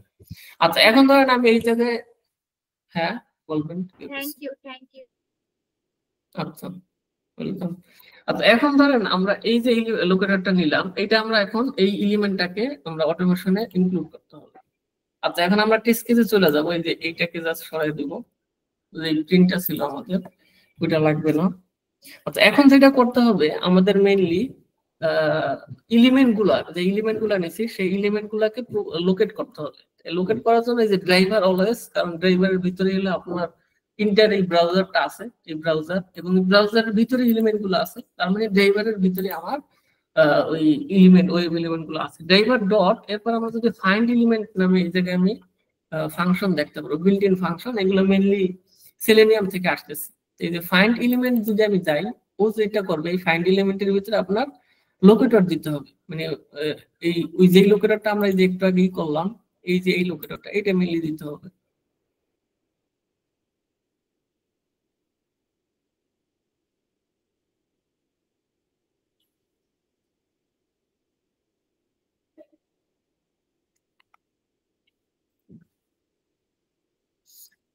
আচ্ছা, এখন আমরা যদি এই যে ফাইন্ড ফাইন্ড এলিমেন্ট, এটা যেহেতু একটা বিল্ট ইন, এর ভিতরে যাই, এটা আমরা দেখতে পারবো যে এই যে ওয়েব ড্রাইভার ডট ক্লাস, মানে এটা built in selenium web driver থেকে আসছে। এবং ওই জায়গায় আমার যেটা এক্সপেক্ট করতেছে বাই টাইপের একটা বাই লোকেটর ও সাজেস্ট মানে এক্সপেক্ট করতেছে, তার মানে আমাকে এই জায়গায় একটা বাই লোকেটর দিতে হবে। আচ্ছা, আমি বাই লোকেটরের ফরম্যাটটা এই জায়গাতে আপনাদের দেখাইতেছি। করতে হবে যেহেতু বাই লোকেটর, বাই লোকেটর দেওয়ার ফরম্যাট হলো প্রথমে আপনাকে বাই লিখতে হবে, এরপরে ডট। ডট দিলে আপনি যেটা দেখতে পারবেন যে লোকেটর তার বেশ কিছু অপশন আছে, যেমন আমি ক্লাস নেম অথবা আইডি অথবা লিঙ্ক লিস্ট অথবা নেম ট্যাগ, অথবা আমাদের যে এক্সপাথের মাধ্যমে যদি আমরা দিতে চাই, যে এখন আমরা যেমন এক্সপাথ লিখছি, তাহলে বাই ডট এক্সপাথ, অথবা আমি সরাসরি আইডির মাধ্যমে দিতে পারি। বাই ডট আইডি দিলে এই জায়গায় যে আমরা ইন্সপেক্ট করলাম এর যে আইডিটা আছে সেই আইডিটা পাঠিয়ে দিতে পারি। তার মানে একটা এলিমেন্টকে লোকেট করার জন্য অনেক অপশন আছে, আমরা যে কোনো অপশন ইউজ করতে পারি, এটা জাস্ট যেটা যখন যেটা অ্যাভেলেবেল। আমরা দেখেন এক্সপাথের মাধ্যমে করতে চাই, এক্সপাথ এর ভিতরে মেনলি যে এক্সপাথের এক্সপ্রেশনটা যেটা অ্যাকচুয়ালি লোকেটর আমরা আইডেন্টিফাই করলাম, এই এক্সপ্রেশনটা দিয়ে দিতে হবে, এই যে এটা। তো আমরা এই লোকেটরটা কপি করে এই জায়গায় বসাই দিলাম। তার মানে হলো আমি এই যে এলিমেন্টটাকে ফাইন্ড, মানে ওই যে ওয়েব এলিমেন্টটা কোনটা, এটা হলো ইউজার নেম।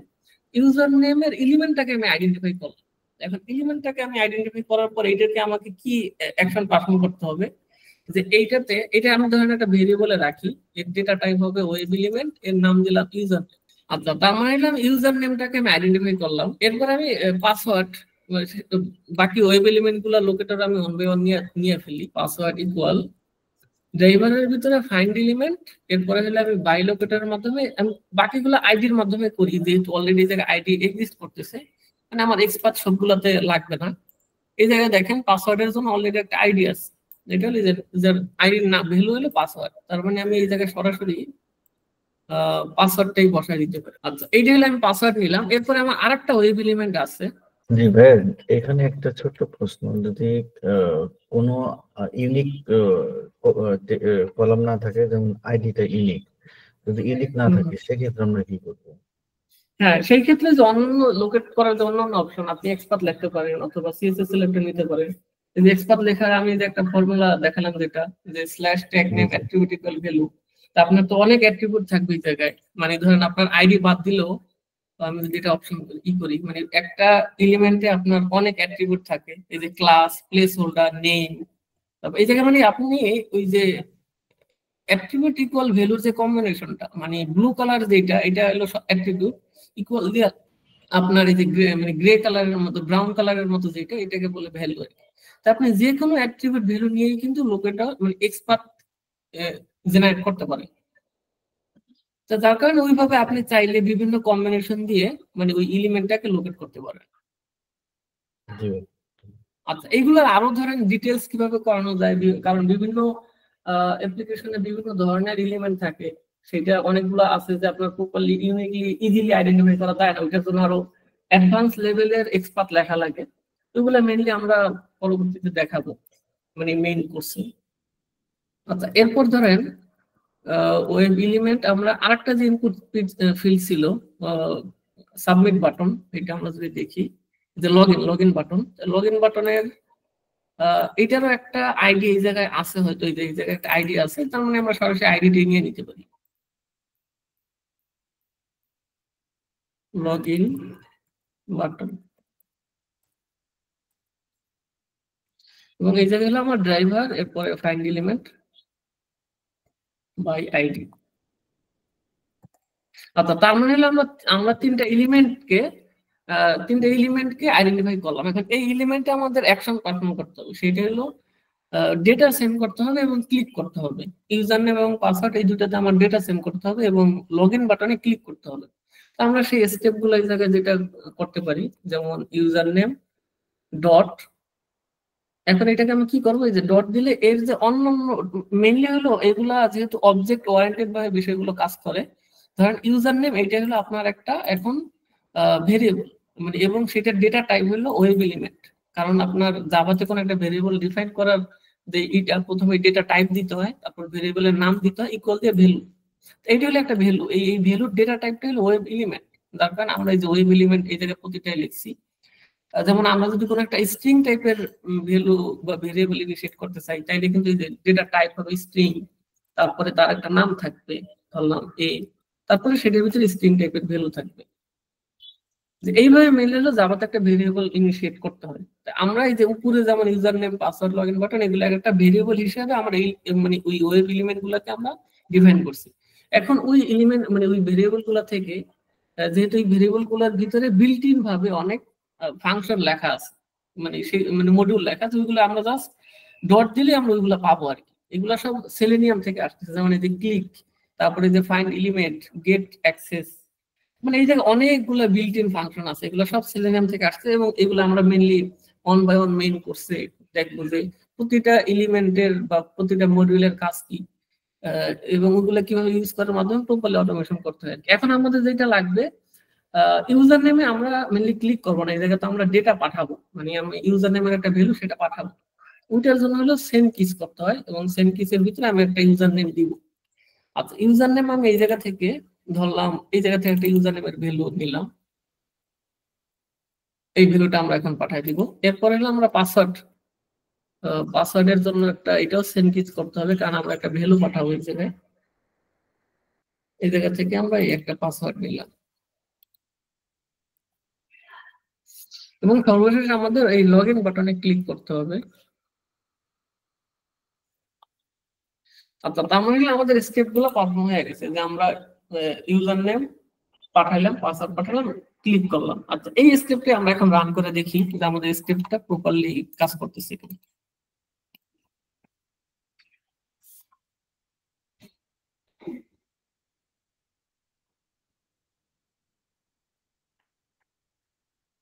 আচ্ছা, আমরা যেটা দেখলাম যে খুবই মানে ফাস্টার, এটা ইউজার নেম দিলে পাসওয়ার্ড দিলে লগ ইন বাটনে ক্লিক করে ও হোম পেজে চলে আসছে। তার মানে আমাদের এই অটোমেশন স্টেপটাও প্রপারলি কাজ করতেছে। এখন মেইনলি আমাদের এটা যে প্রপারলি কাজ করতেছে এবং করতেছে না, এর জন্য মেইনলি ভ্যালিডেশন লাগবে। যে কিন্তু কোনো ভ্যালিডেশন নাই, আমাদের কোনো ক্লিক করলো ফেল হলো, মানে লগ ইন মানে হোম বাটনে আসলো না, সেই ফেল যে হলো ওইটাকে ভ্যালিডেট করা, সেটার জন্য মেইনলি অ্যাসারশন লিখতে হয়। এগুলো মেইনলি আমরা নেক্সট ক্লাসে দেখবো যে কিভাবে ফেল হইলে মানে প্রপারলি একটা টেস্ট কেসকে ভ্যালিডেট করতে হয়, প্লাস রিপোর্টিং বিষয়গুলো কিভাবে হয়, এই মানে অন্যান্য যে বিষয়গুলো এগুলো আমরা মেইনলি নেক্সট ক্লাসে দেখবো। সোফার এই যে আমরা যেটা করছি জাস্ট হলো একটা সিম্পল, এটা কিন্তু কমপ্লিট ফ্রেমওয়ার্ক না, জাস্ট শুধু আমরা একটা সিম্পল লগ ইন পেজকে অটোমেট করছি। এবং এই ক্ষেত্রে আমাদের মেইন যে কমপ্লিট ফ্রেমওয়ার্কটা সেটা আমরা পরবর্তীতে মানে মেইন কোর্সে অন বাই ওয়ান বিল্ড করে দেখাবো। এই জায়গায় জাস্ট হলো একটা আইডিয়া দেওয়া হয়েছে যে কিভাবে আমরা মেইনলি মানে অটোমেশন অ্যাকচুয়ালি কিভাবে কাজ করে সেটার একটা স্যাম্পল হিসেবে আপনারা ভাইয়া এনভায়রনমেন্ট সেটআপ করলে তো একসাথে কাজগুলো করবে। সরি, আমরা যখন এনভায়রনমেন্ট সেটআপ করব তখন তো অটোমেট মানে কাজ করবে, এরকম ইনহেরিট করা লাগবে। হ্যাঁ, ওইটা জাস্ট হলো যখন প্রপারলি ফ্রেমওয়ার্কটা বিল্ড করা হবে তখন ধরেন ওইভাবে আপনি ফ্রেমওয়ার্ক তো বিভিন্ন ধরনের বিভিন্ন ভাবে বিল্ড করা যায়। মেনলি একটা প্রফেশনাল ফ্রেমওয়ার্ক যদি বিল্ড হয়, মেনলি একটা মানে কোম্পানিতে যেভাবে করে মেনলি আমরা ওইভাবেই সেট আপ করে দেখাবো। তো সেই ক্ষেত্রে আপনার ইনহেরিটেন্স লাগবে, এটা মানে ইনহেরিটেন্স দরকার হলে অবশ্যই এটা করতে হবে, এটা এটা কোনো প্রবলেম না। এটা আপনি প্রফেশনাল স্ট্যান্ডার্ড অনুসারেই আছে যে আপনার বিভিন্ন মডিউল আলাদা আলাদা জায়গায় রাখা। আমি কিন্তু চাইলে যে এই বিষয়টাকেও আমি এই যে টেস্ট কেসের ভিতরে রাখতে পারতাম, তাইলেও হয়তো, কিন্তু সেটা একটা মানে বেটার ওয়ে না। বেটার ওয়ে হলো আপনার মডিউল ওয়াইজ বিষয়গুলোকে আলাদা আলাদা ভাবে রাখা। তাহলে যেটা হবে যে আপনার সবগুলো একত্রে কম্বিনেশন হলে এটা একটা মেস হয়ে যাবে আর কি, যার কারণে ওইটা প্রফেশনাল ওয়ে না। আমরা যখন অ্যাকচুয়াল ফ্রেমওয়ার্কটা বিল্ড করবো ওই জায়গাও আমরা মডিউল বাই মডিউল সবকিছু আলাদা আলাদা রাখবো। যেমন ড্রাইভার রিলেটেড বিষয়গুলো এক জায়গায় থাকবে, অনেক সময় ইউটিলিটি বিষয় থাকে যে আপনার অটোমেশন করার জন্য এক্সট্রা কিছু হেল্পার টাইপের বিষয় থাকে, ওগুলো আলাদা জায়গায় রাখা হবে। হ্যাঁ, এইসব বিষয় আলাদা আলাদা ভাবে মানে মডিউল ওয়াইজ ভাগ করে রাখা হবে, যাতে হলো তার একটা প্রপার অর্গানাইজ ফ্রেমওয়ার্ক হয়। এখন সোফার এটা কমপ্লিট ফ্রেমওয়ার্ক না, এটা জাস্ট হলো একটা মানে খুবই সিম্পল একটা ডেমো। পরবর্তীতে হয়তো বা আমরা নেক্সট ক্লাসে আমরা এটার আরেকটু এক্সটেন্ডেড ভার্সন দেখবো যে কিভাবে অ্যাসারশন করতে হয় প্লাস ভ্যালিডেশন কিভাবে করতে হয়।